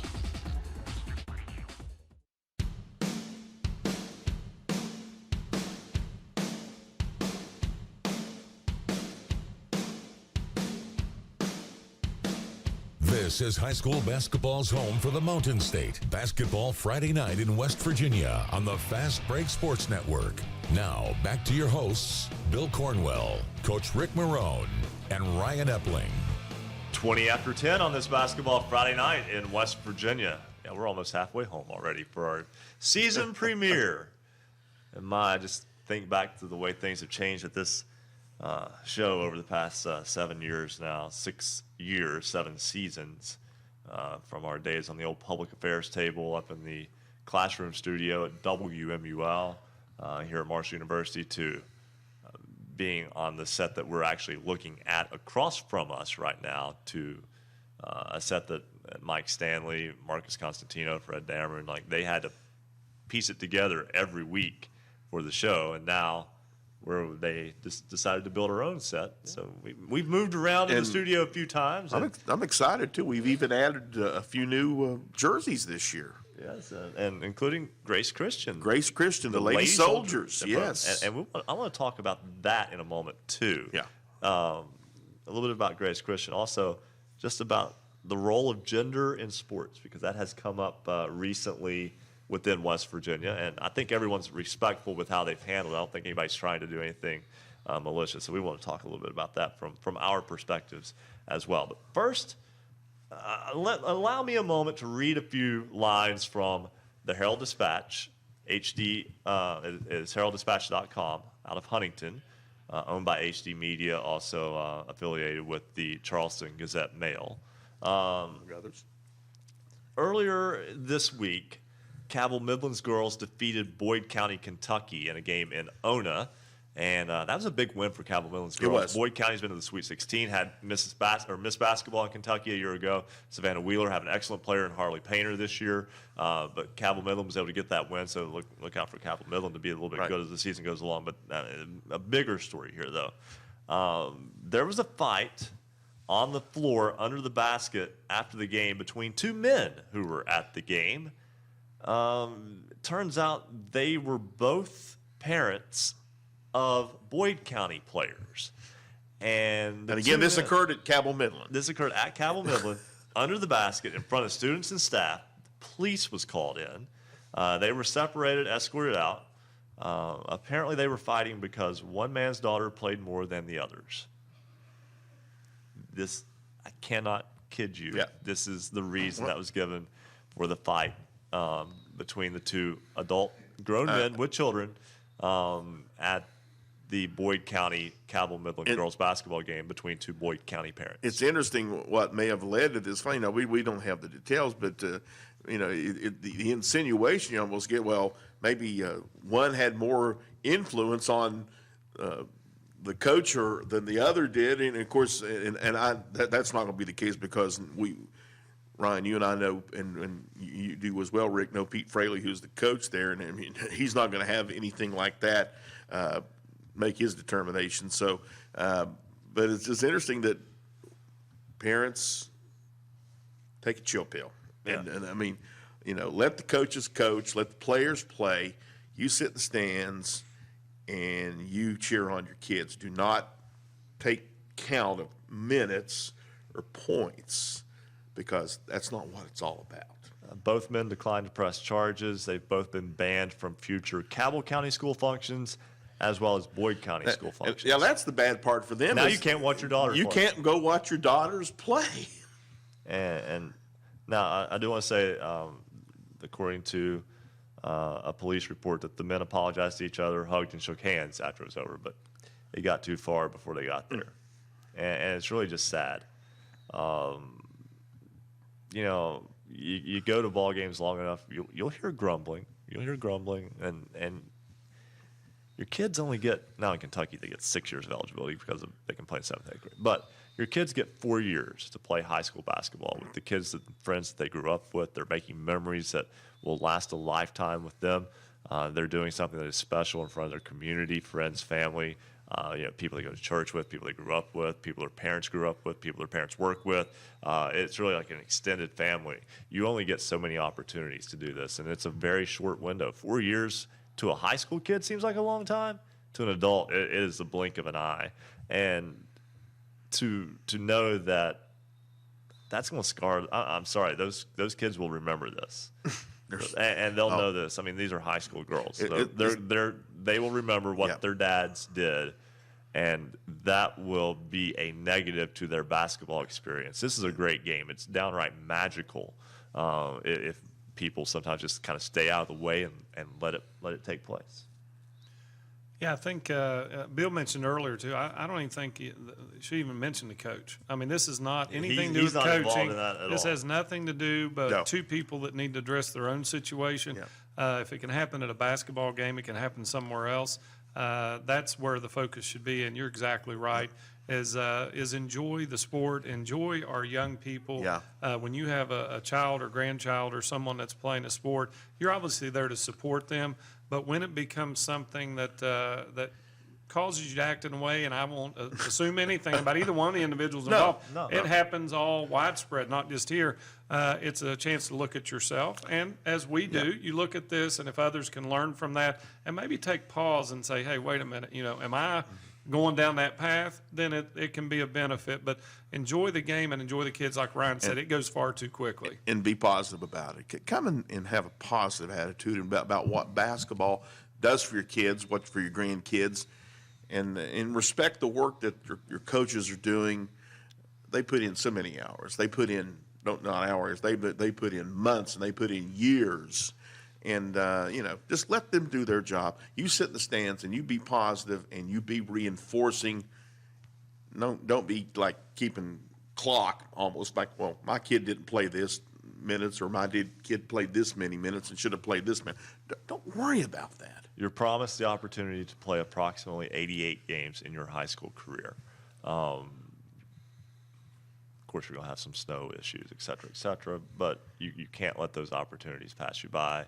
And obviously, this is a situation where hopefully everything's okay there. Again, does not involve the only involvement of West Virginia schools in this was that it happened in West Virginia, but it wasn't between people from West Virginia. So hopefully, everybody can just kind of take pause in that, see how ridiculous that sounds to hear about it happening somewhere else, and go, like Coach said, maybe I need to kind of back away just a little bit and just let the kids be kids and enjoy the moments. Another thing I want to talk about, we got a little bit of time here. We might run just a little bit long in this segment because I think this is something that we can all talk about because we all have different perspectives on this. I'm not going to say exactly which one because that's not important. The broader topic is a fascinating one. A newspaper within West Virginia made a New Year's resolution that it would, in the effort to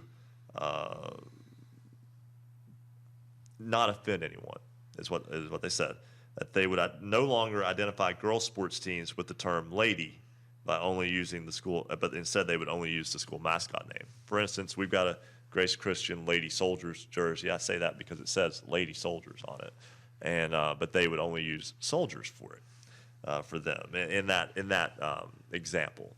And one of the schools that is covered by that paper, one of their coaches said, we call ourselves the Lady Cougars, or the Lady team name. Yeah. That brings us to an interesting situation.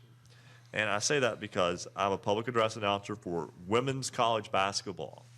Also do girls' high school basketball, boys' high school basketball at times over the years as well. And Bill, you're in the same boat. I've done the same thing. Regard. And Coach Morrone, you coach teams. There's obviously been the movement to eliminate the gender terms in terms of, with girls basketball. Gender neutral. Or girls sports teams, girls athletic teams, gender neutral terms, just using the main mascot, such as at Marshall, the Thundering Herd versus used to be the Lady Herd. But they just go by Thundering Herd across the board now. Speaking from someone who, from the college side of things, I always look at the opposing team's game notes because that is something you have in college. You don't have that in high school. Always look at the game notes and see how they refer to their own team.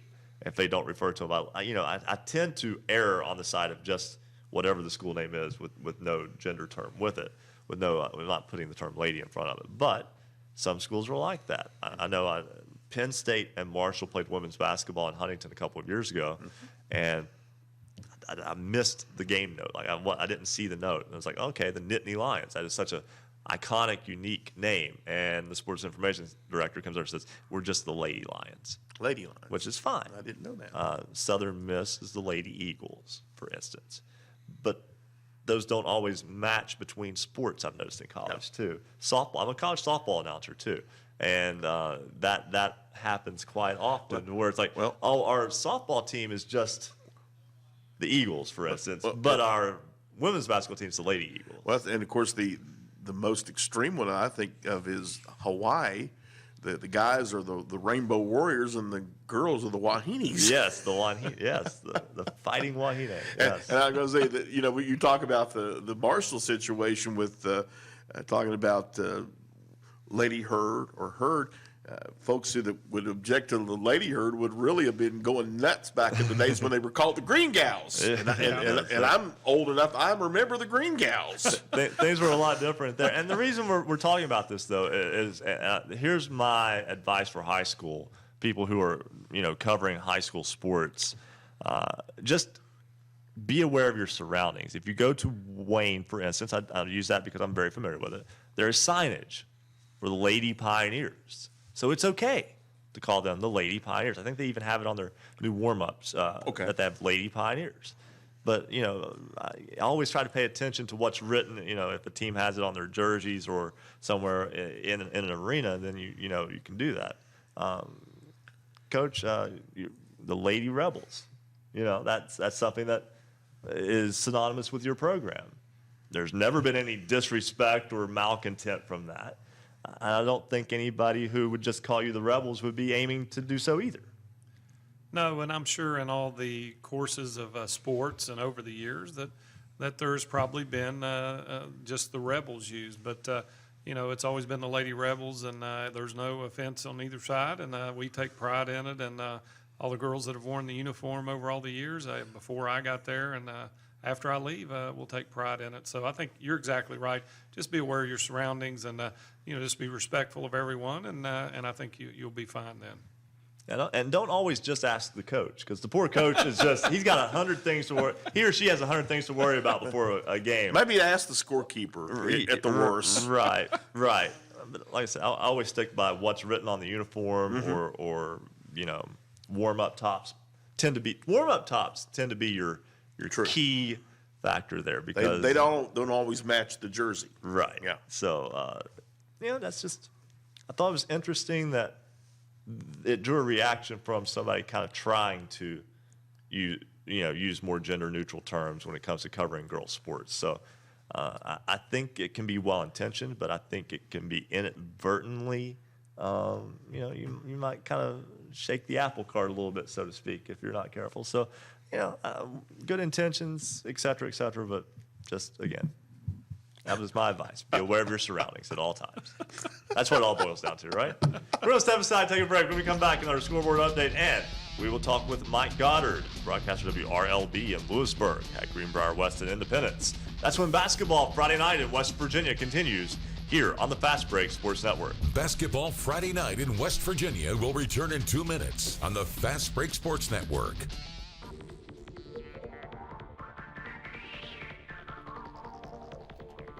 For scores online, all of them in West Virginia, visit basketballnight.com.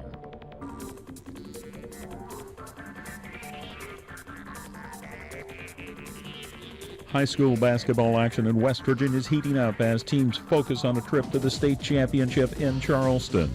Stay up to date with your local team and its progress all season long with Basketball Friday night in West Virginia for 3 hours every Friday night from 9 to midnight. Listen online or on great radio stations throughout the Mountain State. your sports writers, broadcasters, coaches, players, and your calls recapping your team's game. Visit basketballnight.com for more details on how you can become part of the show. Follow us on Twitter @hoops_roundup, @hoops_roundup. Thanks to everyone tonight that called, sent text, tweets, and emails. We appreciate you being part of the show and helping us cover all high school basketball in West Virginia. Join us on the phone tonight. Share your team's game. Call toll-free 855-784-6677. 855-784-6677. Follow us on Twitter @hoops_roundup, @hoops_roundup. You can also text the show at 304-249-4924, 304-249-4924. Go to our website, check out the scoreboard to find out how you can connect with the show tonight at basketballnight.com. A shout out to some of our newest Twitter followers tonight, including Alice Likens, Devin Heath Granger, Rose Jennings, Richard Pettit, Joshua T. Thompson, Jason Knapp, Brian Sanders, St. Joe, Boys Hoops. They're all part of the Basketball Friday Night in West Virginia family.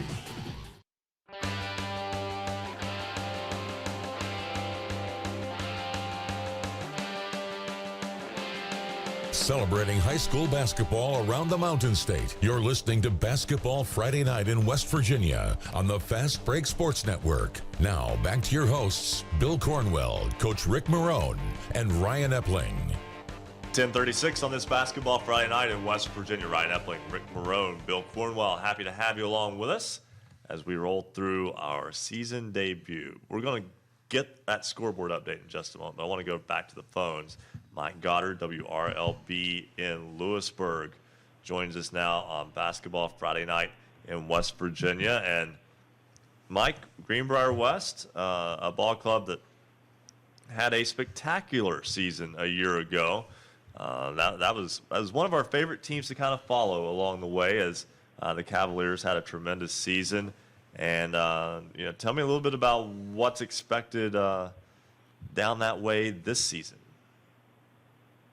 Well, thanks for having me, guys. And, yeah, you're right. Last year was a pretty magical season in Charm Cove.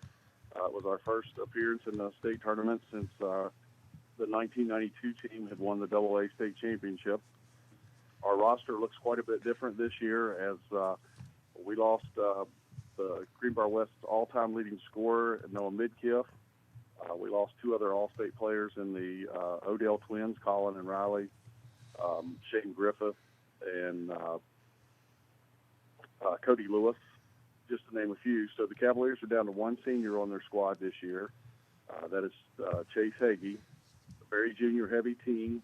Caden Pack, who saw a lot of playing time last year, pretty significant minutes in the state tournament game against Trinity, and through midseason on. Lawson Vaughn is another junior that saw quite a few minutes last year, and he's going to be relied on a lot this year. And then you have some other junior players there that got a lot of JV minutes, but hadn't really gotten a lot of varsity time until tonight. And coming out of the gate, Greenbrier West looked kind of rough early on, as expected. A lot of growing pains, and late in the first quarter, going into the second quarter, Greenbrier West was down 22-11. Caden Pack drew 3 first-quarter fouls, so he's out of the game. Lawson Vaughn, another name that I just mentioned right there, early into the second quarter, he's got 3 fouls, so he's on the bench. But one of those kids that played a lot of JV minutes last year, Chase Boggs, really stepped up there in the second quarter. I think he had 11 points in the second quarter. He brings Greenbrier West back to a halftime lead, a 2-point lead at halftime. And then it was pretty nip and tuck in the second half till about 3 minutes to go in the game. Greenbrier West had finally opened up an 8-point advantage. Independence kids really fought back. They cut the lead down to 2. A late free throw for Greenbrier West was the winning margin there, 64-61. But Independence had a shot there at the end of the game, and it just fell short. 64-61, Greenbrier West opens its season with a victory over Independence tonight in Charmco. And for the Cavaliers, kind of looking ahead now after you get that season debut behind you, now you get the weekend before coming back to play on Monday, a trip to Pocahontas County. And for most teams, that's a long trip. For Greenbrier West, it's just a pretty long trip. Yeah, it's not short by any means, but I made the trip up earlier this week to watch the girls' game. But speaking of which, they have a really fantastic girls' team this year. But we're going to go on the road Monday, and then we'll go back on the road Tuesday night to Midland Trail. The New River Valley Conference was kind of restarted this year with a lot of southern single-A schools. Greenbrier West, Pocahontas County, Midland Trail, Meadowbridge, Summers County. So these are early New River Valley Conference games. They'll be important. But I think tonight was just really important to get those opening night jitters out of the way. And he didn't want me to talk about this, but I want to go ahead and mention, I know you talked to assistant coach Jared Robertson many times last year. Mm-hmm. He is now our head coach. Joey Fitzwater stepped down to take our middle school job after 19 seasons. So Coach Robertson becomes the fourth head coach in Greenbrier West history, and he joins legendary John Estep as one of the only two to win their opener at Greenbrier West. Wow. Nice. So nice win tonight for the Cavaliers. And again, back in action on Monday at Pocahontas County. Mike Goddard, WRLB in Lewisburg. Thanks so much for joining us. I appreciate you guys having us. All right, and we certainly appreciate talking with Mike. Greenbrier West was one of the schools, if it weren't for the amazing run last year from Webster County, then Greenbrier West would have garnered a lot more attention. That's a really good basketball team. Went to the state tournament. Yeah, went to the state tournament, won the hit tournament last year convincingly, and again, hit heavy by graduations, and then Coach Fitzwater leaving. Big blow for them, but good to hear that he's still in the coaching ranks. Yeah. They got a lot of good competition down there in that region. When you think about Summers County and Meadowbridge, I mean those are tough teams there, and they've been good teams and good programs for a long time. So that is quite competitive region down in that part of the state. Phone lines are backing up, so let's get right back to them. Dave Morrison, SuperDaveSports.com. No one covers Region 3 boys and girls high school basketball in West Virginia better than Dave Morrison. Dave, welcome back to the program. Man, how are we doing this evening? We are doing fantastic. Hey, we're only like a week and a half into the season, boys and girls combined. How many games have you been to now? I've been to 5, if you count 2 tonight. Woo! 5, 3 girls games, 2, and that's on one leg. So, when I get 2, I'll really get going. Yeah, you're off to a slow start, Dave. I don't know. Yeah, So obviously there's a lot of basketball history in that area. We talk about that every year. What are we looking for in that part of the state? We're talking Region 3. We're talking like the Bluefield, Beckley, and over into the Greenbrier Valley areas of the state. Yeah, Fayette County, Wyoming County, of course, and I do a lot of things in Wyoming County because that's where I'm stationed now. So sounds like the military. That's where I'm stationed. And I've been to Wyoming. I've been to Westside quite a bit. I was there tonight for 2 games. Liberty played Lincoln. That's the Lincoln in Central West Virginia. Lincoln wins that game over Liberty tonight in the nightcap. Westside with a 69-62 win over Princeton.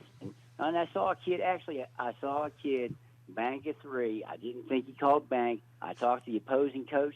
The opposing coach says, no, he called 3. My kids came over and told me. So anytime you get your opposing coach calling and saying that the kid called bank, you can just about bet that he did. But a good game there between Westside and Princeton. I think there'll be a lot of change. This is last year's Region 3 as we know it. As you know, the new classifications came out, or at least where people will be at classification-wise. And I kind of really hate to see Region 3 go, but I think Oak Hill was probably the king of Section 1 last year, and I think it's up in the air. as much as it's been for years there in Section 1. Wyoming East probably your team to beat. Westside Liberty should be good. You've got Section 2. Now you've got Bluefield and Shady Spring. Now, Shady Spring I saw beat Fairmont tonight. I think Fairmont must be rebuilding. Did you guys see that score? Yes, it's a 20-point game. 58-36. Luke LaRose with 1 point. I just stepped in the house. I'm trying to ascertain why he had just 1 point. I know Tommy Williams had 25, and a very good freshman. They have Braden Chapman had 15. So Luke LaRose 1 point after coming over from Nicholas County. And like I said, I'll have to get to the bottom of that. I don't know if he was hopefully not injured. And you don't expect to see Luke LaRose with 1 point. No, the all-time leading scorer in Nicholas County High School boys basketball history. Scores 1 in his debut for Shady Spring, which is a 23-point win or 22-point win on the road at Fairmont Senior. None of this makes sense if you just say it that way. I know if you're told that Luke LaRose is going to score 1 point and Shady Springs going to Fairmont, you're probably thinking it's going to be a long night for Shady Springs. It didn't turn out that way. No, so have you seen the Greenbrier East Woodrow score? That's another one. I just stepped in the house, honestly.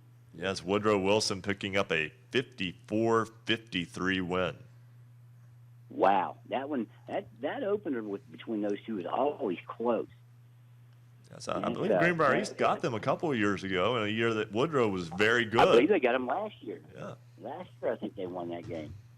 And, of course, the girls around here, you always think of Wyoming East, and apparently, again, they're going to be a very good team, a 91-10 to win. And I noticed a lot of people on Twitter, noting that, come on, 91-10. But I can tell you by looking at the huddle or whatever they have, it has the minutes played. No starter played an entire quarter.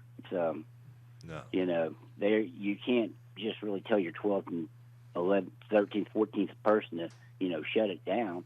They want to play too, but I think it's going to be a very good battle there between Wyoming East and Westside in this section, and they play next week, middle of next week.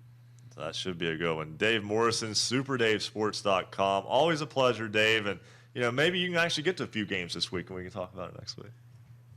Well, I'm going to try to get out. I don't know. There might be something interesting on TV I want to watch. Hey, when you talk to Cos, call him Three-Finger Cos. You don't know what you're talking about. Oh, no. Interesting picture of him from the Super Six. It looked like I called him Mordecai Three-Finger Cos. I don't know. An old picture back in like the 19-teens, I believe. And maybe he may have been around then. Well, you know what? I feel like we're being set up, so we might walk into that with him, but we'll be very careful. You guys have a great evening, man. Thanks so much, Dave Morrison, SuperDaveSports.com. We have to step aside and take a break. When we come back, we will talk with Todd Maynard, head coach of the Tulsa boys basketball team. And we'll talk with Morgan Sherwood, student broadcaster from Hedgesville High School. That's when Basketball Friday Night in West Virginia continues here on the Fast Break Sports Network. Basketball Friday Night in West Virginia will return in 2 minutes on the Fast Break Sports Network.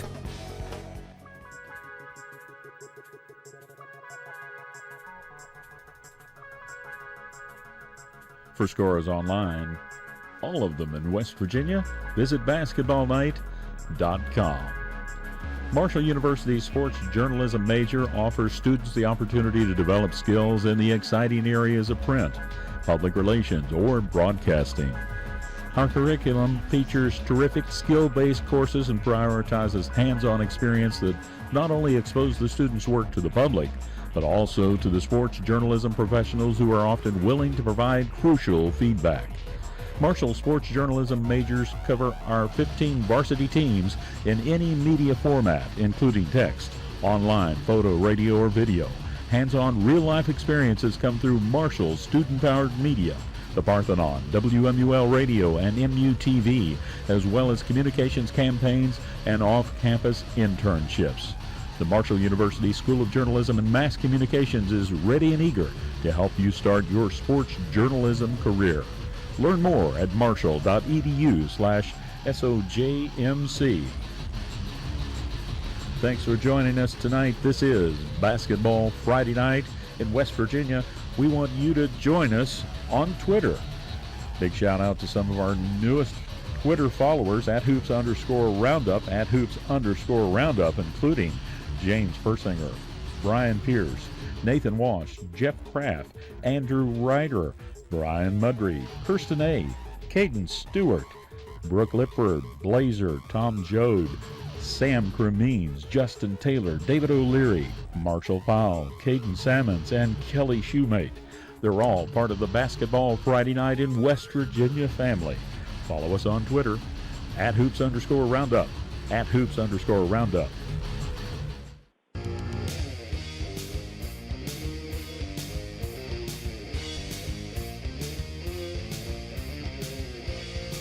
Stay up to date on your favorite teams. Check out basketballnight.com. Now, back to Basketball Friday Night in West Virginia with Bill Cornwell, Coach Ric Morrone, and Ryan Epling. 10 till 11 on this Basketball Friday Night in West Virginia. Ryan Epling, Ric Morrone, Bill Cornwell with you. Big win tonight for the Tulsa Rebels as they get their second win of the year in as many days and in as many outings with a win over Calvary Baptist tonight, 76-60. Head coach Todd Maynard joins us now, and as soon as we get this to work, there we go. No. You know, it's game one. It's day one. Now we got it. There we go. Coach Maynard with, yeah, thank you. I can click a button. All right. Coach Maynard, thanks so much for joining us. And congratulations on win number 2 in as many days to begin the season. Yeah, we appreciate that. We played a good game tonight versus a very well coached and good balanced Calvary Baptist team. They're big and long, and they caused us some fits early there, but we shot the ball exceptionally well tonight. A good win for our program early on in the year. Bombs away tonight, right? Yeah, we shot the 3 ball pretty well tonight. So I tell you what, we look really good when it goes in, but when it don't, we don't look too good. So we shoot a high volume of them, so they went in tonight. So it was pretty good for us.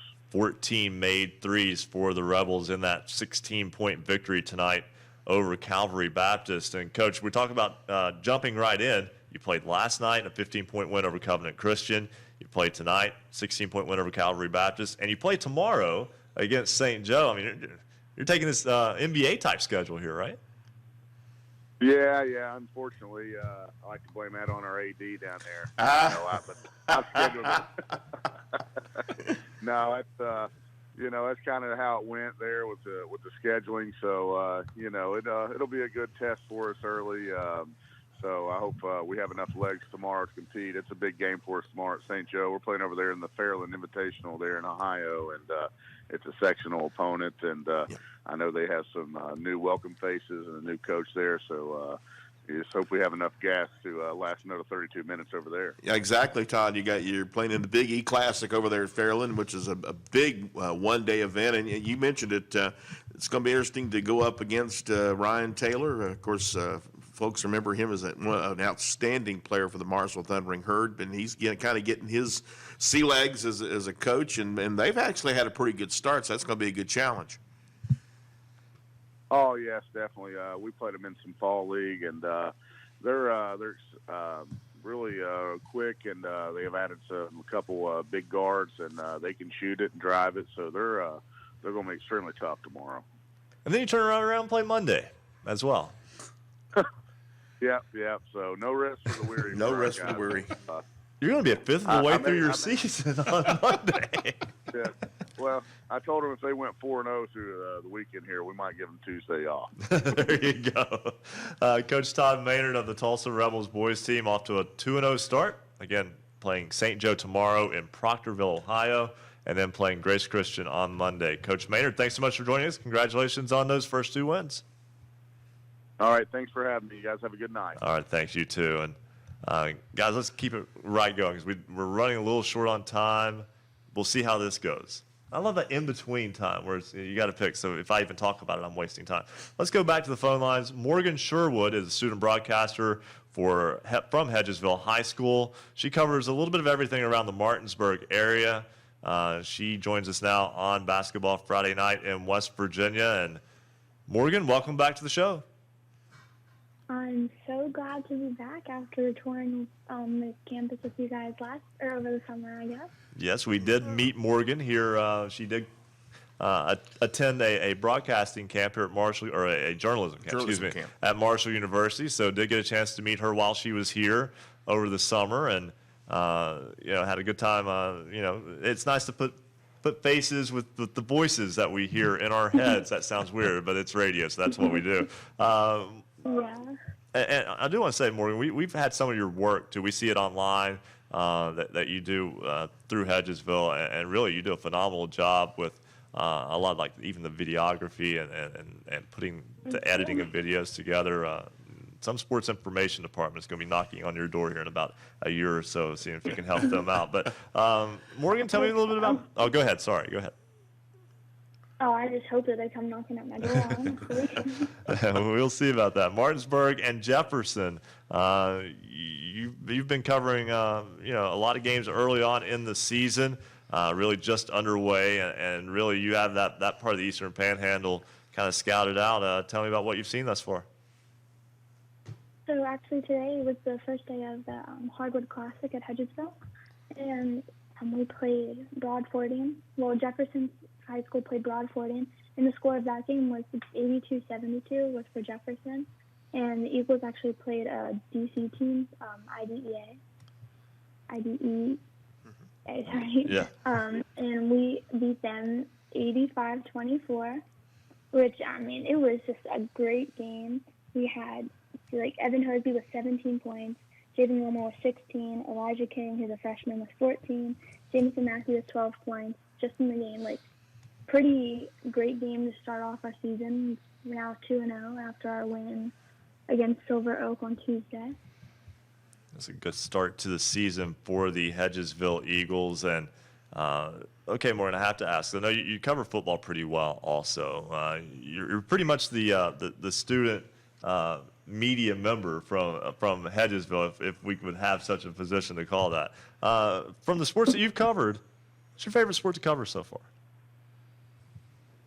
I would say basketball because it's so fast, and then second sport would be baseball, and then sadly third sport would be so honestly. Football. But I love all of them, and don't get me wrong, I love covering all the sports and gaining the knowledge. Right. And of course, you mentioned Hedgesville beat Silver Oak Academy earlier in the week by 40, 65-25. Pick up the win tonight over IDEA out of D.C. by 61. That was an 85-24 game. And so what's next for Hedgesville? We actually play tomorrow. We play Broadfordian in the second game of the tournament. And I don't want to jinx it or anything, but I see us going pretty far this season. Pretty confident in the team that we have. It's going to go really well. We work great together. Should be a lot of fun. Morgan Sherwood, thanks so much for joining us, and it was good meeting you over the summer, and I look forward to hearing from you as the season rolls along. All right, I'll call you later soon. All right, sounds good. That's Morgan Sherwood from Hedgesville High School. We've got to step aside, take a break. When we come back, third and final hour of Basketball Friday Night in West Virginia. Where's the time go? This is the Fast Break Sports Network. Basketball Friday Night in West Virginia will return in 2 minutes on the Fast Break Sports Network.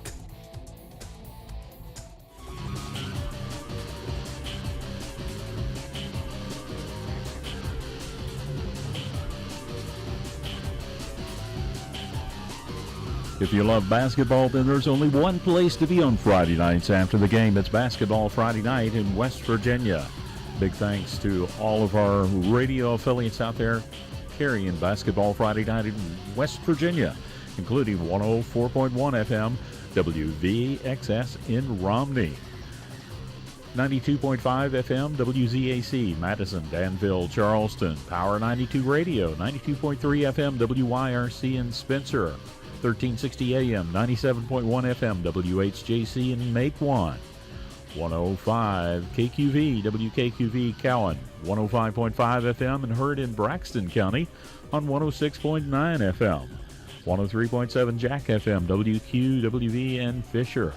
The Valley's Watchdog, 1600 AM, WKKX Wheeling, 1370 AM, WVLY in Moundsville, 92.5 FM WTHM LP Ravenswood, Ripley. Nights Radio 91.5 FM WRSG in Middleburn.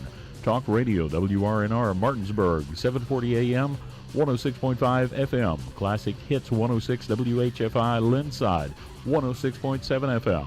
95 The Sports Fox WBES Charleston 950 AM The Voice of the Coalfields 101.9 FM and 1290 AM WVOW in Logan. Light Rock 93R WRRR St. Mary's 93.9 FM. The Ticket 102.3 FM WMTD in Hinton. The greatest oldies of all time 98.5 FM and 101.5 FM WQAZ LP Edmond, Beckley. This is Basketball Friday Night in West Virginia.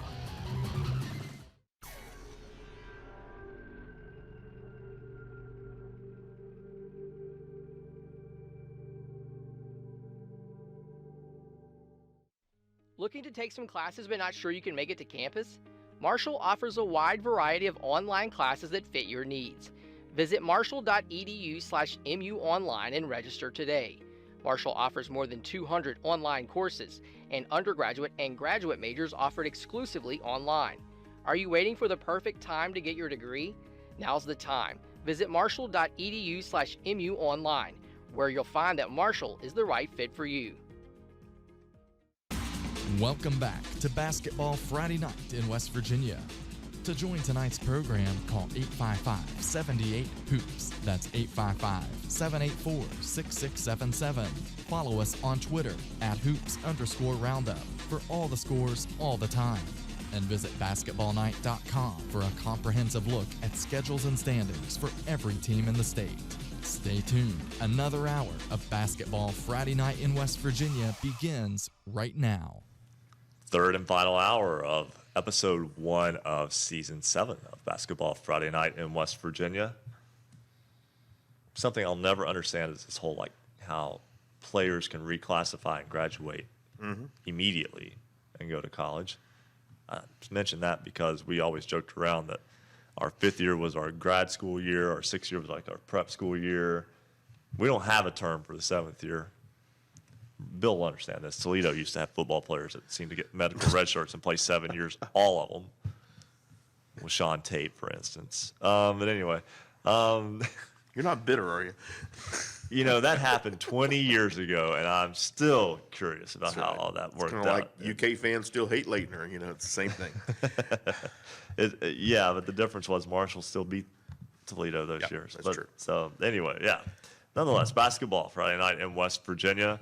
1 hour to go here in the program, and of course, always a lot of fun here this time of year. We expect to talk with our resident referee Bo Anderson a little bit later on. He's actually not on hold yet. Trying to ease his hold times as the season goes along. Usually he'd been on hold for an hour already. Right. Yeah. And also looking forward to Kaz time as well. So apparently we're supposed to ask him something about 3 fingers. I'm worried about that. Nonetheless, though, we'll talk with Lynn Frederick, assistant coach of the Gilmer County Titans, in just a moment. But first, it's time for another BasketballNight.com scoreboard update.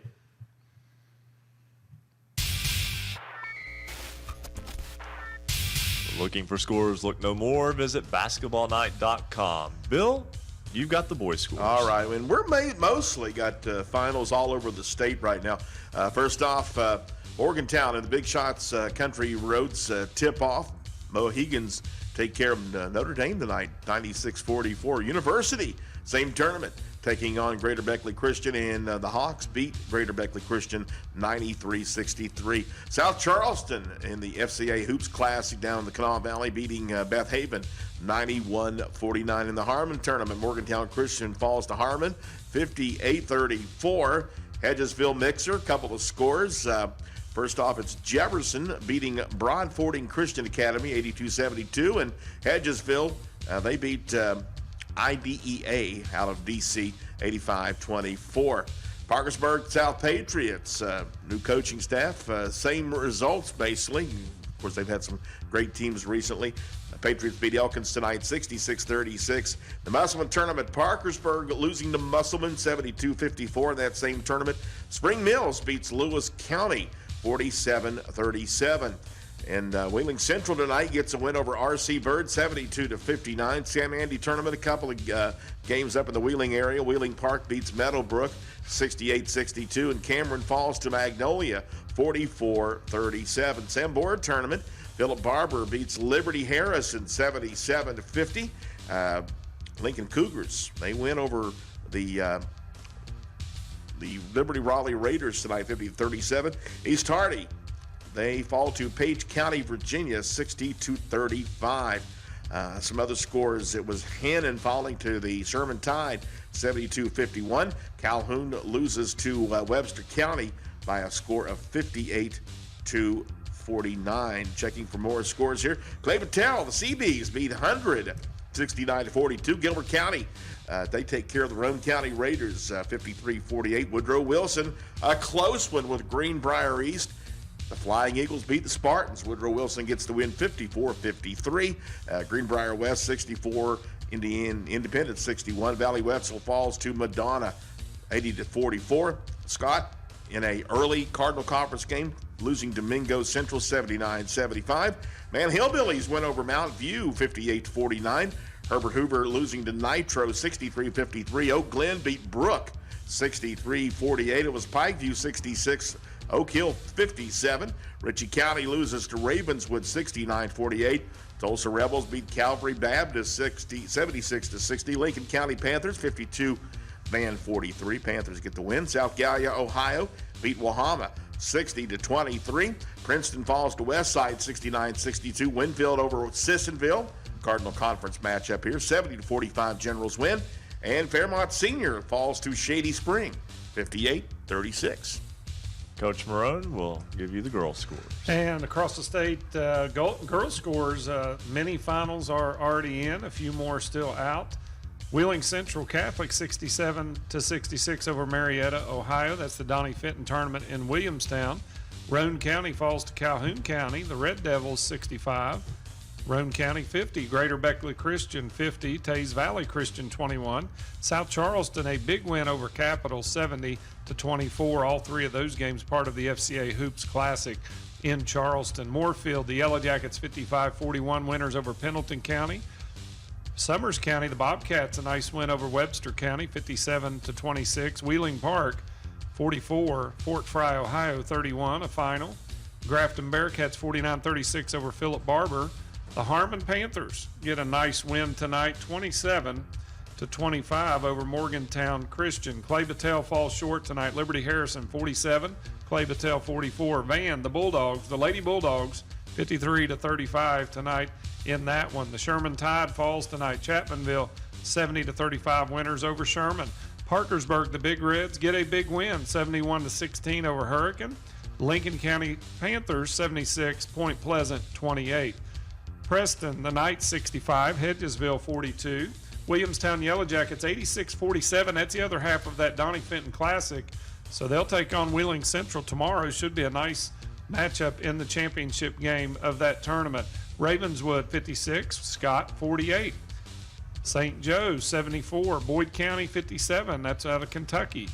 Madonna, 80. Valley Wetzel, 44. And Martinsburg, 64. Hanley, Virginia, 9. That's a look at your girls' score here on the basketballnight.com scoreboard update. Thank you very much, Coach Morrone. And before we go back to the phones real quick, I want to let you know that if you want to submit a nomination for Standout Athlete of the Week, you can do that at basketballnight.com. That's something that we get into. We can't do that one right off the bat, but that is something that we like to do throughout the course of the year. That becomes a weekly feature on the program where we recognize a student athlete from this great state of West Virginia who's getting it done not only on the floor but also either in the classroom or in the community. So that is something that we enjoy as well. Also, our set, we have a couple, we have a new jersey right in front of us, the Grace Christian Lady Soldiers, brand new to the set here at basketballnight.com, as well as this big gold award right in front of me. If you're watching on the web stream, you can see that. It is a Muse Creative Award, and certainly honored to have that. That is a solid piece of trophy there, Coach Morrone. Yeah, it's holding that jersey up rather easily, and there's some weight to it, which means it's very special and in an honored place there right in front of Ryan. You use it as a weapon in a pinch. Bill Cornwell, always the crafty one over here. And always looking for new uses. It's called repurposing, Bill. Repurposing. I think Bill's always in kind of a, how would I defend myself if? Yeah, he's ready to go. So don't make Bill mad. Note to self. All right. The Gilmer County Titans picked up a win tonight over Roane County, 53-48, as the Titans boys basketball team opens their season with a win. Lynn Frederick is an assistant coach with the Titans. He joins us now on Basketball Friday Night in West Virginia. And Coach, always nice to pick up a win on your first day out. First off, thanks for having me. Second, yeah, it was really, really good feeling.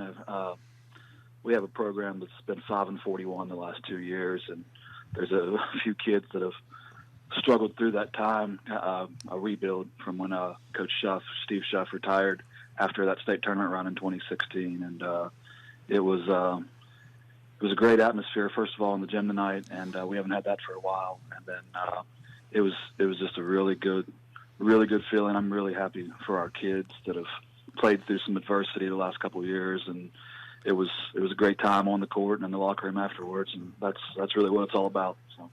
Coach, talk a little bit about the slog coming back from obviously you mentioned the great run you guys had, and it's almost like the last couple of years you've had to almost like start the program over again. A lot of it's just been we haven't had any consistency.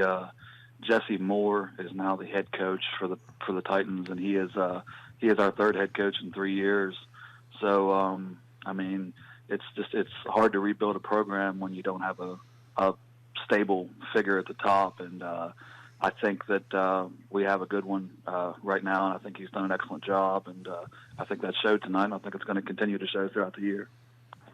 Of course, you got the IOGA Classic that comes up here as well at the Waco Center, and I know that's always a fun event for you guys.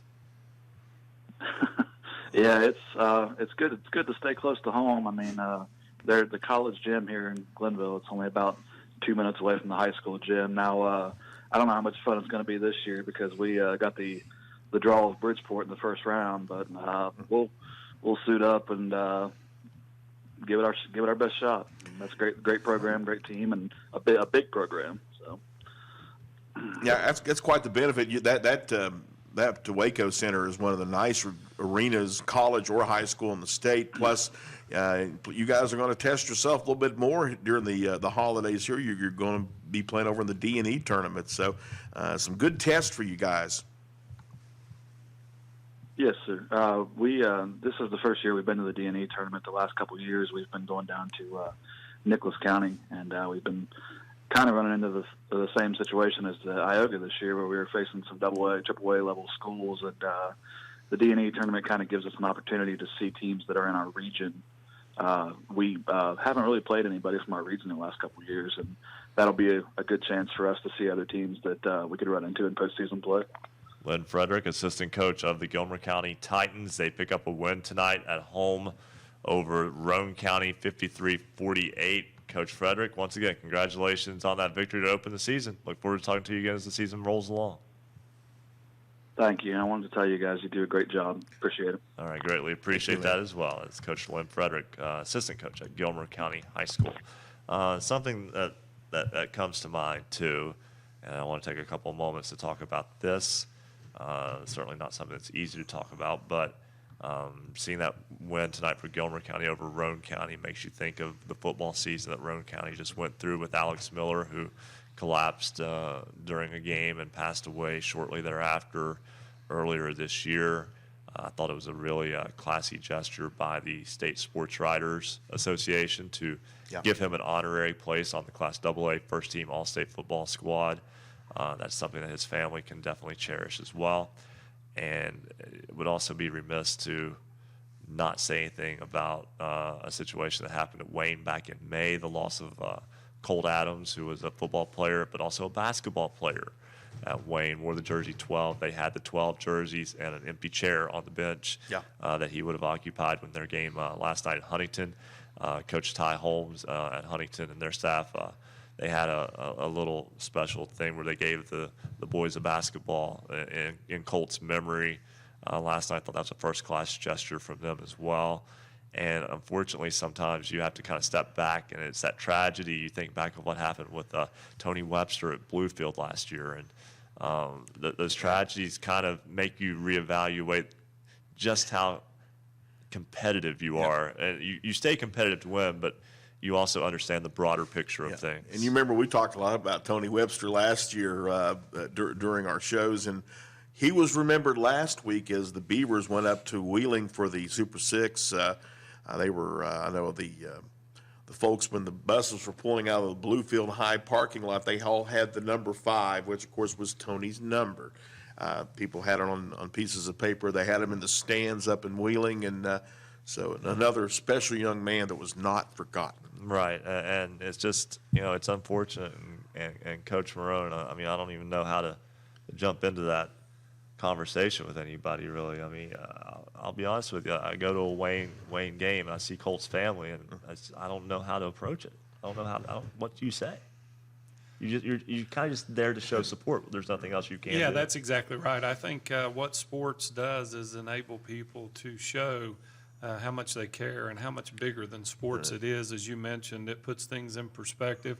It is truly a family. I mean, athletics can be an extension of a family, and for some, even be more so. But like you said, I think being there and the way they're showing the respect for the families and for those that go through these type things, I think is just wonderful. And I'm sure there's other places in the country that it happens, but West Virginia is special in that way. When things happen that are adverse, West Virginians are known throughout ever of pulling together and helping each other, and just another great example of that.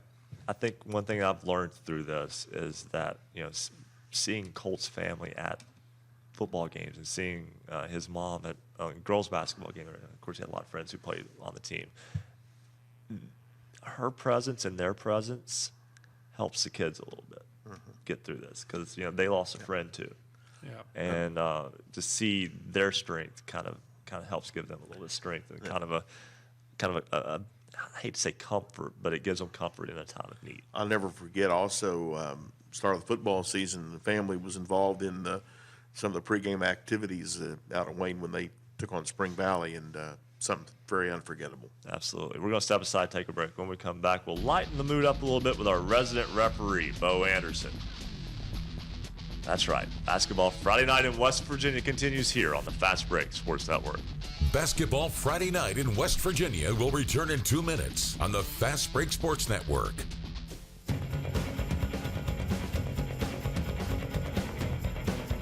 If you love basketball, then there's only one place to be on Friday nights after the game. It's Basketball Friday night in West Virginia. We want to thank our newest affiliates joining us this season.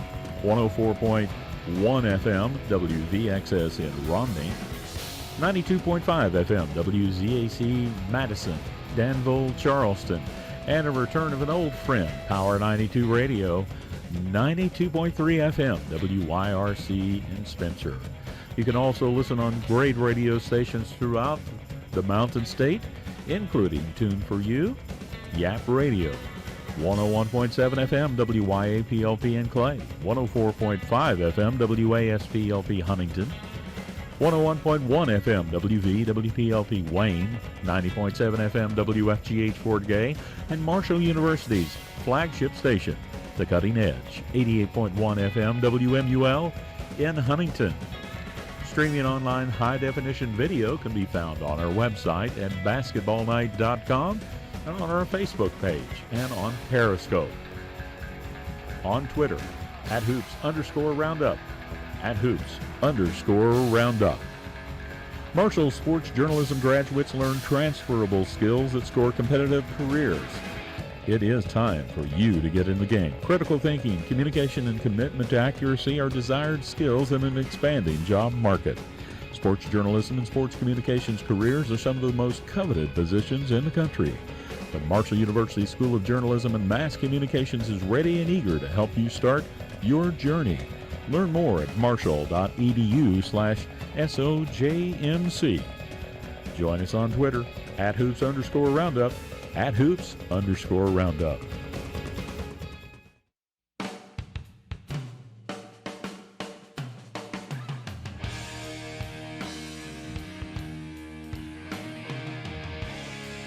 This is high school basketball's home for the Mountain State. Basketball Friday night in West Virginia on the Fast Break Sports Network. Now, back to your hosts, Bill Cornwell, Coach Ric Morrone, and Ryan Epling. It is 11:40. Well, I wish it was 11:49. Not because I'm looking forward to the end of the show, but I mean, here's what you don't understand in the studio. I'll share this with you real fast because none of you at home really care. But the post-show meal is starting to arrive, and it's the fastest 3 hours in radio. But from our standpoint, this is going to be the longest 40 minutes in radio. This shows you how far we've come with the show. We actually have an official chef of the show. We have come a long way. Chef Sandy. Chef Sandy. She is spectacular with keeping us fed. No doubt about that. If we talk about this too much, our resident referee, Bo Anderson, by the way, it's 20 after 11, not 40. But nonetheless, our resident referee, Bo Anderson, may just crash the party. Does not know how to act with such limited time in the bullpen. Now, he's only been on hold for 7 minutes. Oh, no. And now we're making the call to our resident referee, Bo Anderson, who joins us here on Basketball Friday Night in West Virginia. Bo, what do you know? Well, I tell you what, you're right, Ryan. I'm just getting the car since I am home because I had a close game tonight, and drive right on up there because I can really probably smell the food from here if I open the door. Well, we will definitely lock the doors Lock the door. Okay, another basketball season is underway, Bo, and something that we always ask about before this, early in the season at the very least. Any rule changes anyone should know about? Any, what are points of emphasis this year? Those are your two questions. Well, there's not really a whole lot of major things this year. Probably the main one, which is not really a big one, is, and we hope we don't have this one, but if a fight was to break out onto the court or, fight was to get started on the floor, the assistant coaches are now allowed to come out on the court and help and assist with the head coach in breaking up a fight. That's probably the major change. The rest of the changes and the emphasis has to do again with patrolling the headbands, the color, defining the fact, and of course this was already in there, that anything, and I will let everyone know, anything that is worn around the entire head is considered a headband. Now that was already in there, but people still don't understand that. Even if it's just small, thin elastic, it's still got to match the rest of the if you're wearing the wristbands, or if you're wearing arm sleeves or leg sleeves, whatever it may be, all those colors have to match. Those are probably the two things, and the only thing they did was to add to it to get everybody to understand that if rubber bands don't have to be the same color, if they're using rubber bands to tie their hair up or whatever that may be, but anything that's worn around the head, the entire head, is considered a headband. So even the pre-wrap, if you're going to put that all the way around your entire head, then it's got to be the same color as your wristbands, as your arm sleeves, as your, and again, it's just patrolling stuff so we don't come out there with multiple colors on, is what it really boils down to. Hey, Bo, quick question regarding that. One of the clarifications I thought was interesting is, actually, I don't think the pre-wrap is even legal anymore. You can't have anything with a tie or a knot on the back of it. It has to be a round. It has to be circular in nature. So really, the pre-wrap and the things you all have had to deal with over the last few years shouldn't be a problem. It's basically going to have to be something similar to a headband, because I know the pre-wrap, and then people had started wearing the head kind of ties with logos on them, they have to be a circular garment, correct? Yeah, I mean, I don't like officiating this. If the coaches would just read the rule book, that they do get a rule book, and read that and understand what it is. And again, you get multiple things. So you come out, and the first thing we're doing in warm-ups is, here's somebody, they can't wear that, they can't wear this. So then they got to, take it off before they play. And, it all boils down to, if the coaches would just look at the rule book, let's get everything matching. I would like to make it even simpler myself. I would like to see the rules state one solid color, period, and everybody wears it, and that be it. And but again, it is about as simple as it's going to get, and it still ends up being confusing to some. And then we have some that let them wear it, and then some nights you walk out, hey, we got to wear this last game. Well, that's last game. This is this game, and it's illegal, and you got to take it off. Well, the fortunate thing, Bo, you and me don't have any need for anything such as a headband or anything to keep our hair back. That's for sure. Those days are long gone. But Bo, also with all the officiating and the wardrobe checking y'all do, Fashion Week may be a future for some of you, because it's almost devolved. I don't want to go further down that route, but I agree with you. I think it's just getting to the point of ridiculous to do wardrobe. I understand uniformity and not having things that are distracting. It's almost to a point that it's overkill. I mean, I think as long as something, like you said, if it's solid color, matches the uniform, let's play basketball. Yeah, I mean, if you really want to get down to it, like if you're at home, you wear white wristbands, white headbands, and if you're away, you wear your solid color of your uniform and be done with it. But I want to get that would really take care of it. But I want to get into another issue. Of course, more than once last year, and rightfully so, you talked about the need to add officials. And I know here in the immediate Huntington area who we deal with, had several guys retire, and there just wasn't a lot of guys stepping up. Now in the off season, I've noticed locally there've been some new guys added to your River City's crew, but I know that you still have need of more guys to step up and start officiating. Absolutely, Billy. We had 13 new officials in the class. They are already turning down games left and right. There is assigners sending out assignments today as late as 2 o'clock, I believe, to cover a 6 o'clock game.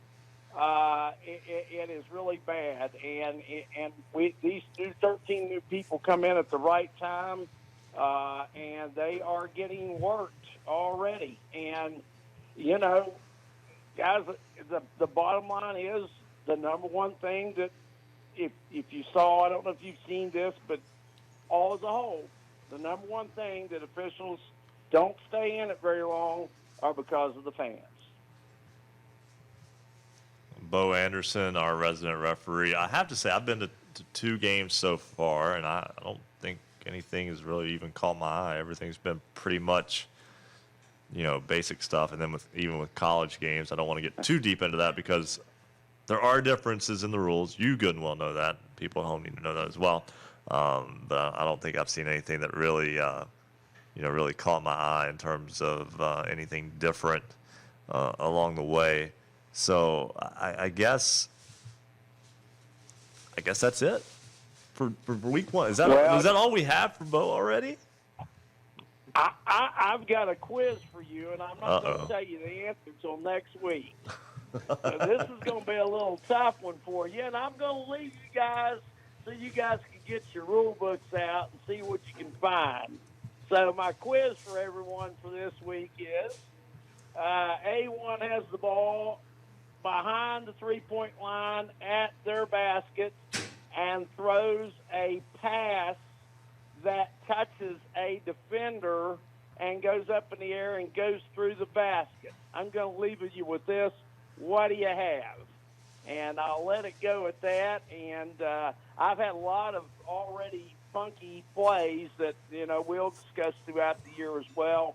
I know just getting started tonight, but I've already had all kinds of questions on rules, so we got plenty of firepower when it comes time. All right. Well, what I'm going to do is I'm going to mute Bo. That way he can stay listening to our little estimates here, and then we'll end the call here in just a second. Actually, I was. Or you want to talk to Bo real No, fast? no. He doesn't want to talk to you, Bo. Just kidding. Thanks, Actually, Bo. I was going to throw in something. You talked about problems with officials and fans. Well, in Kentucky, there's legislations already being proposed for next year's General Assembly, and it's basically the intent is to restore respect to the sidelines and endure the safety of sports officials at athletic contests. They call it the Good Sport Bill, and it would create intimidating sports officials as a Class D misdemeanor, punishable by up to a year in jail. Physical assault would be a Class D felony with a 1 to 5 year prison term upon conviction. That's going to be going into the proposals for the Kentucky General Assembly come January. That is very interesting. Let's bring Bo back get his reaction on that before we let him go for the night. And Bo, if that's the case in Kentucky, I know that you work games in multiple states. Do you feel that that's necessary? Are you seeing it get to that point? Well, it's sad that it has to come to that point. I know in Ohio, in some counties, if a fan gets removed by an official from a game, they have to pay a $150 fine. And, it's just anything. And, unfortunately, it's always one or two single people. It's not a whole group. It's always that one or two that think they know it all. They've never seen a rule book. They get out their fans manual of their own and create their own rules and do not know what they're talking about. I have more than been willing to welcome several of those people to come to class and actually see a rule book and learn the rules of the game. But, I think that it's sad that it's coming to that, Billy. And, you guys know I've been fortunate this is my 37th year of officiating high school basketball and have not had too many incidents. And would like to keep it that way, and if that's what it takes, to keep them off of us, I'm glad that they're putting that in there. Yeah, along with that story, Butch Cope, who's like the number 2 guy with the Kentucky High School Athletic Association, said in all their sports they have like 3,900 officials that they license each year. They lose about 100 a year. And they said the number one reason they hear from a lot of the officials who leave is because of treatment from fans, coaches, and players. And he said that if this doesn't change, that they could get to a point where they have to start playing fewer games in some, if not all, sports because they just don't have the number of officials they need. It's not just basketball. It's all sports, but certainly we focus on basketball. Well, and the bottom line is it penalizes the innocent. But, when you don't have enough officials to work the games, people don't understand. Everybody's yelling at us. But when we stop working the games and there's nobody there to work one, then, there's already been some scenarios. I was not going to be surprised if that game didn't get canceled tonight because it was cutting it close. And then there was games tomorrow that just got filled a couple of hours ago that started at 11:30 in the morning. And, it's really a couple of signers have sent a list out, unbelievable, of games they need covered within the next 4 or 5 days. We're talking desperate. And people need to understand that they just need to come in, cheer for their team, enjoy the game, and leave the guys in the stripes alone. Some of those guys are new guys, and don't run the new people off. No. I always try to stress to the new guys, don't let somebody ruin your game, and don't let them run you off.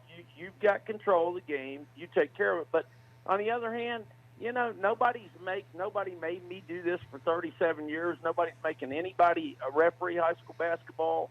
If I wanted to quit today, I could say today was my last game and be done. And, that's a sad thing is people don't understand, guys have got jobs. We get off work. We pack our clothes. We go to a game. We come back from the game. We get off work. We pack our clothes. And we do that night in and night out for 3 or 4 months so the kids have an opportunity to play. without officials, what are you going to do? I mean, play pickup. That'd probably be about the best thing you could do. And they just don't understand that, guys. But it is what it is. I mean, over the past couple of years, Ohio lost 5,000 officials. So it shows you what direction it's going. Bo Anderson, our resident referee. Now let's we'll put him on mute again, then we'll say goodnight to him in just a moment. But he's going to give us the answer next week. Remember that, for those of us who will be here. Player standing behind the three-point line throws a pass that is tipped by the defender and then goes in. How much is it worth? Wow. My thinking here is it depends on where the player who tipped it is standing. Are we talking about? We're talking about like a tip or deflection here of a pass. I think it has to go by where they're standing. If they were standing outside the three-point line, that would be. To me, it's not a shot. If it's a pass, it's not a shot. Well, that's a good point too. Coach, Coach is going to. Here's what it is. Coach Morrone is going to argue no matter what. Other than an alley-oop. He wants a three for his team. Which team am I coaching? Well, let's get that straight. My team, am I A's coach or B's coach? I want to know which one I'm arguing. Other than alley-oop, you really can't say that that it's definitely going to be a shot or a pass. Well, I think the basket definitely for the team that attempted the try, but I think Ryan's on to something, and Bo will fill us in later whether it's a 3 or a 2. I think the fact that the ball went through the hoop and it was deflected is a non-issue. You can have a defender that ends up batting a ball up that goes in the cylinder and it scores. But being it was shot from the 3, deflected inside, I would assume the defender's inside the three-point line. Ryan, I'd say it's 50-50. We can roll the dice. It's either a 3-pointer or 2, in my opinion. Bo will probably tell us it's a technical foul on the coach for some reason. And I'm out. Right. Yeah, no, I'm thinking it's a 2. But we look forward to Bo giving us that answer next week. Getting tricky this year. Yeah, I like it. I like it. We're going to step aside, take a break. When we come back, we'll get our final check of our basketballnight.com scoreboard of the night. Then a little bit later on tonight, we're almost to cause time. Yeah. This is Basketball Friday Night in West Virginia on the Fast Break Sports Network. Basketball Friday Night in West Virginia will return in 2 minutes on the Fast Break Sports Network.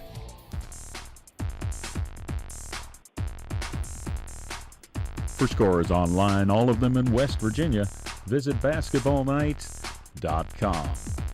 Careers in sports journalism are growing with the expansion of cable networks, the rise of sports-centered online platforms, and ever-popular local coverage. Get in the game. Your passion, curiosity, charisma, and a Marshall University sports journalism degree will equip you with the combination for success. You'll be the eyes, ears, and light of the game when you learn the art of sports storytelling while covering the Thundering Herd on our Huntington campus. Go behind player stats and game scores.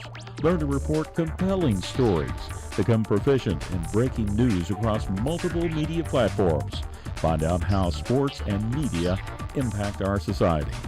Marshall University's W. Page Fitz School of Journalism and Mass Communication is ready and eager to help you start your sports journalism career.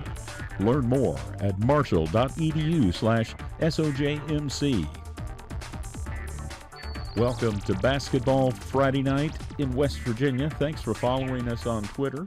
Some of our newest followers during the show tonight: Alice Likens, Rose Jennings, Aiden. We also had Richard Potts, Joshua Thompson, Matt Boyd, James Hatfield, and Landon Mitchell. They're all part of the Basketball Friday Night in West Virginia family. Don't forget about the Daily Hoops Roundup, part of basketballnight.com. Every day we recap the day's scores just for you on all the teams in West Virginia. We send followers an email at 8 a.m. with the Daily Hoops Roundup. You can also visit basketballnight.com and find all the scores for the day. This is Basketball Friday Night in West Virginia.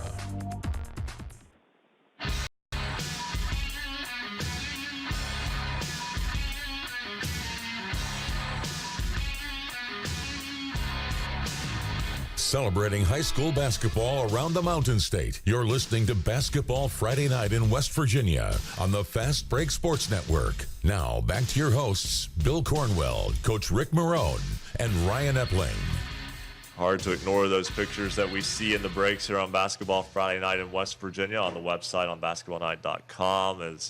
As seeing some of the images, still that magical run from Webster County's boys last year to an undefeated season and a Class A state championship, with basically all of Webster County migrating to the Charleston Coliseum and Convention Center to join them. What a day that was. That was spectacular. Yeah, it was great, and a community coming out, and all the twists and turns, even at the state tournament, nothing was given to them. They surely earned everything all the way to the championship. And Chapmanville Regional picking up that emotional win over Fairmont Senior in the AA state championship game, and University kind of a year after they were supposed to, they were the number 1 seed the year before and got beat in the semifinal, come in as the number 2 seed and win the state championship last year and deny Martinsburg an unprecedented undefeated football and basketball season in the same year.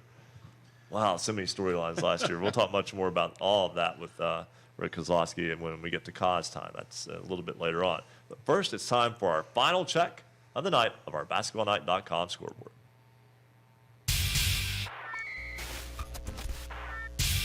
Looking for scores? Look no more. Visit basketballnight.com. We're going to turn it over to Coach Morrone with the boys' scores. Let's take a look at the boys' scores. All these are finals from across the Mountain State. First up, Morgantown knocks off Notre Dame 96-44. That's part of the Big Shots Country Roads tip-off at University. University, in that same event, knocks off Greater Beckley Christian 93-63. South Charleston 91, Beth Haven 49. Harmon, the Panthers, 58-34 winners over Morgantown Christian. Jefferson 82, Broadford and Christian Academy 72, part of the Hedgesville Mixer. And Hedgesville knocks off IDEA 85-24, that team out of the D.C. area. Parkersburg South 66, the Elkins Tigers 36. Musselman, the Appleman 72-54 winners over Parkersburg. Spring Mills Cardinals 47, Lewis County 37. Wheeling Central Catholic 72, Robert C. Byrd 59. Wheeling Park Patriots get a 68-62 win over Meadowbrook, Ohio. And Magnolia, low scoring affair, but a tough win, but yet a win for them over Cameron. Magnolia 44, Cameron 37. Philip Barber 77-50 winners over Liberty Harrison. Lincoln Cougars 50, Liberty Raleigh Raiders 37. Page County, Virginia 60, East Hardy 35. The Sherman Tide rolled tonight 72-51 over Hannon. And Webster County, we just mentioned the Highlanders, off to a good start this year, 58-49 winners over the Calhoun County Red Devils. Clay Battelle 69, 100 Hornets 42. Gilmer County, the Titans, a big win, 53-48 over Roane County. Woodrow Wilson, a nail-biter, they get a win over Greenbrier East, 54-53 in boys action. Greenbrier West, the Cavaliers, 64-61 over Independence. The Madonna Blue Dons, 80-44 winners over Valley Wetzel, the Lumberjacks. Scott and Mingo Central going at it. The Miners, 79-75 winners over the Skyhawks. The Man Hillbillies, 58. Mount View Golden Knights, 49. The Nitro Wildcats at home tonight, 63-53 over Herbert Hoover. And Oak Glen gets a 63-48 win at home over the Brook Bruins. The Paw Paw Pirates, Ryan's favorite, pull off a big win tonight, 61-50 over Union. We also have a Paw Paw jersey right over Ryan's right shoulder there, keeping watch over Mr. Epling tonight. The Pikeview Panthers, 66, Oak Hill 57. The Ravenswood Red Devils, 69-48 winners over the Ritchie County Rebels. And the Tulsa Rebels, 76, Calvary Baptist 60. The Rebels off to a 2-0 start. Lincoln County Panthers 52, the Van Bulldogs 43. South Galley, Ohio, a big win on the road tonight, 60-23 over Wahama. And Westside, the Renegades, 69-62 over Princeton.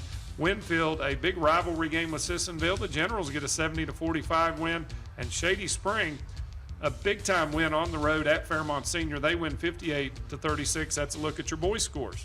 Girls' scores tonight in the Donnie Fenton tournament in Williamstown. It was Wheeling Central defeating Marietta, Ohio, 67-66. A shot within the last 10 seconds gives the Maroon Knights the win. Calhoun County defeats Roane County tonight, 65-50. It was Greater Beckley Christian, a 50-21 winner over Taze Valley Christian. Also, South Charleston defeats Capital, 70-24. Those prior three games all part of the Fellowship of Christian Athletes Hoops Classic in Charleston tonight. Also, it was Moorfield defeating Pendleton County, 55-41. Summers County beats Webster County tonight in the Rogers Oil Tournament. 57-26 the final. 23 points tonight from Taylor Isaac. Wheeling Park defeats Fort Fry of Beverly, Ohio. That is in the Sam Andy Basketball Classic in Wheeling. That's final tonight. Wheeling Park 44, Fort Fry 31. Also tonight, Grafton defeats Philip Barber 49-36. It was Harmon, a 27-25 winner in girls basketball tonight over Morgantown Christian. Liberty Harrison defeats Clay Battelle 47-44. A lot of really close ball games throughout the state tonight. Van defeats Work County 53-35. It was Chapmanville doubling up Sherman 70-35. Parkersburg beats Hurricane 71-16. Lincoln County a 76-28 winner over Point Pleasant. Preston picks up a 65-42 victory over Hedgesville. Williamstown beats Clay County tonight 86-47. That sets up a matchup tomorrow, Clay County and Marietta, and then Williamstown and Wheeling Central in the Donnie Fenton Classic in Williamstown. Also, Ritchie County defeats Doddridge County 48-30. It was the Red Devilettes of Ravenswood picking up a 56-48 win over Joe Linville's Scott Skyhawks. It was St. Joe defeating Boyd County, Kentucky 74-57 in the Boyd County shootout. Also tonight, the Madonna Blue Dons defeat Valley Wetzel 80-44, and Martinsburg defeats Hanley, Virginia handily 64-9. That is a check of your basketballnight.com scoreboard. Nice win for Ravenswood over Scott tonight. I know that Ravenswood, Annie Hunt, able to come back from injury after a knee injury, basically took her out of her entire season a year ago. A really good athlete, so know that she'll be back on the floor for Ravenswood and back on the floor tonight, and a nice win for them. Also, Ritchie County with the win over Doddridge County. Always love those North Central County matchups. And some things never change. St. Joe, they lose some good players to graduation. Well, they're just off to a 4-0 start. They just keep rolling. And that's part of that Boyd County Classic. If folks can get out tomorrow that are in that area, there's a lot going on tomorrow around the area, but Boyd County, that continues tomorrow. I know Spring Valley girls play at 11 a.m. tomorrow. There's games all day there. Yeah, you want to see some good girls action. And also, although this is a show about West Virginia basketball, got to mention this. A school has a chance to go for a 2,000th all-time win tomorrow. That's the Ashland Tomcats, the winningest Kentucky high school boys basketball program. They're going for their 2,000th win the other night. They got their 1999th win against the West Virginia team a couple of nights ago in Spring Valley. So a lot of things going on there, and again, great time of the year. We're going to step aside for our final break. We'll come back. We'll have our poll question, and then it'll be cause time. This is Basketball Friday Night in West Virginia on the Fast Break Sports Network. Basketball Friday Night in West Virginia will return in 2 minutes on the Fast Break Sports Network.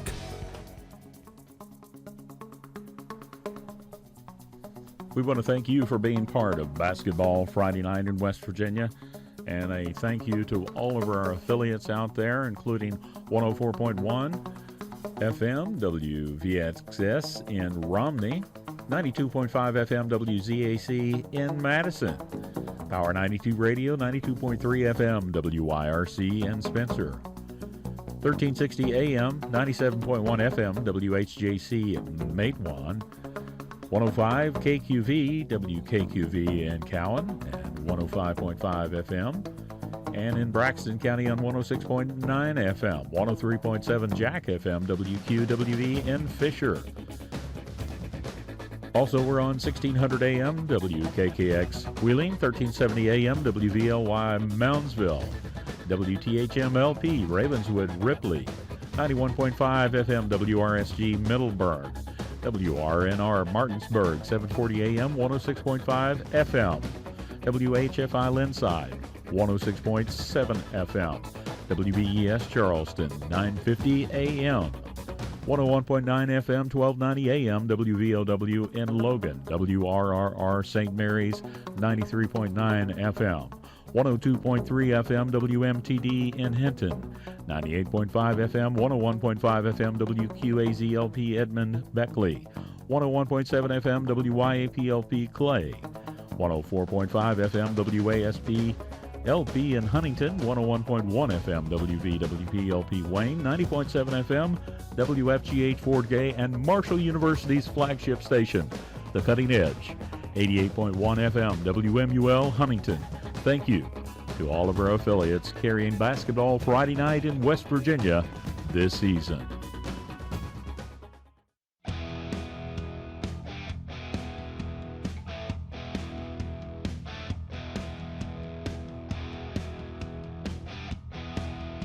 Stay up to date on your favorite teams. Check out basketballnight.com.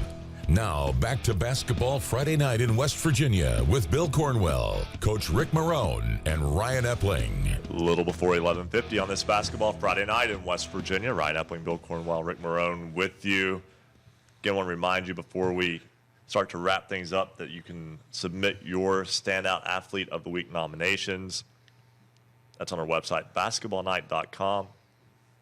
We'll review them. We'll pick one out every week, and I'll let you learn a little bit more about the people that we talk about on Friday nights. We'll talk with them as well as learn a little bit more about what they do on and off the floor as well. Also, if you've got a jersey, you want to see your school's jersey represented on our set, get a hold of us on basketballnight.com. We'll take care of making that all work out. But before we get to cause time, it's time for our poll question. And for our poll question, we turn it over to Spencer Dupuis.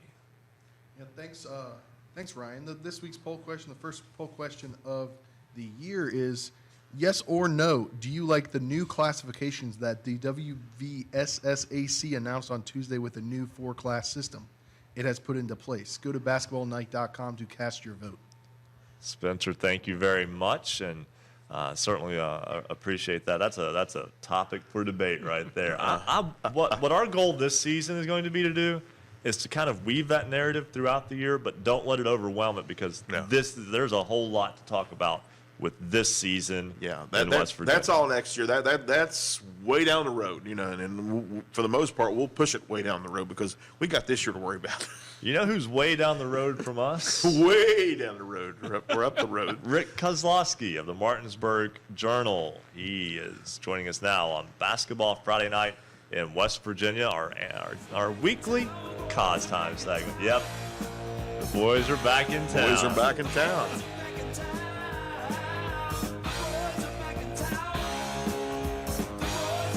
Rick Kozlowski, welcome to the program. Yes, the boys are back in town. I have cloned myself 5 times. I am my own basketball team. You might have to do that to cover all the basketball going on. They're putting me in class 57A. He's a class of his own. So, sounds like a seat in a doomed plane or something. Hey, Rick, we were told to mention something to you by Dave Morris, and he said to mention to cause 3 fingers. Yeah, that's from a strange picture when I was interviewing a player from Martinsburg at the Super 6 after the game. I was pointing in a direction, and somehow I have kind of like the hook 'em horn sign. In West, Texas would be, horns up. Mm-hmm. West Virginia would say horns down. Right. And my horns were like sideways. So I gave a different slant to the whole thing.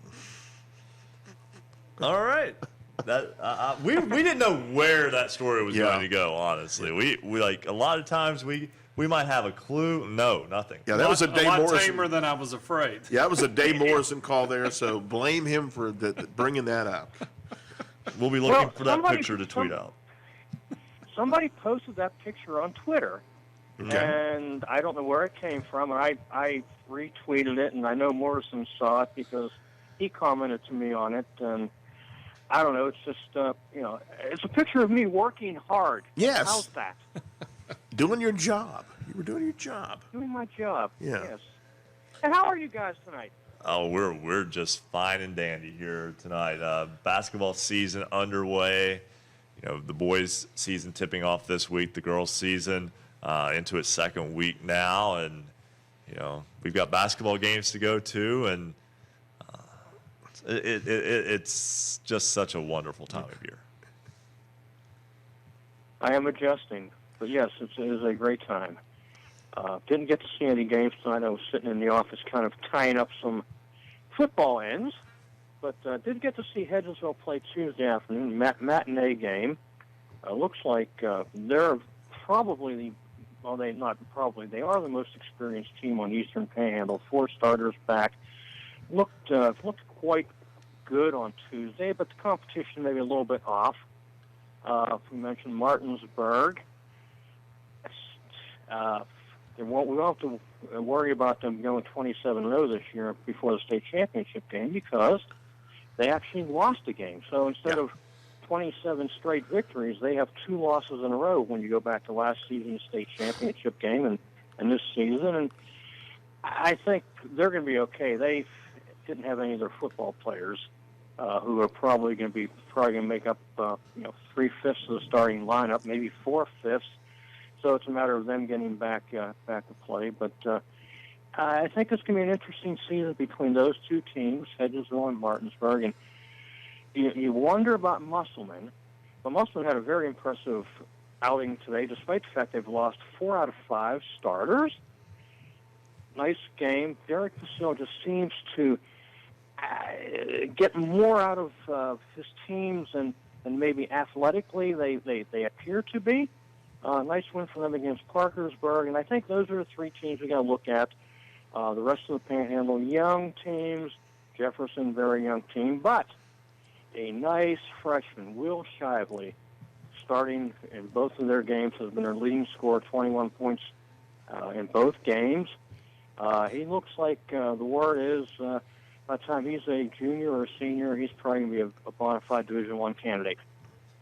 Always a lot of good basketball talent in the Eastern Panhandle. Cause we've talked quite a bit tonight on some issues, and obviously the one big issue kind of came out this week: the numbers and the names as far as the 4 classification system that starts next year.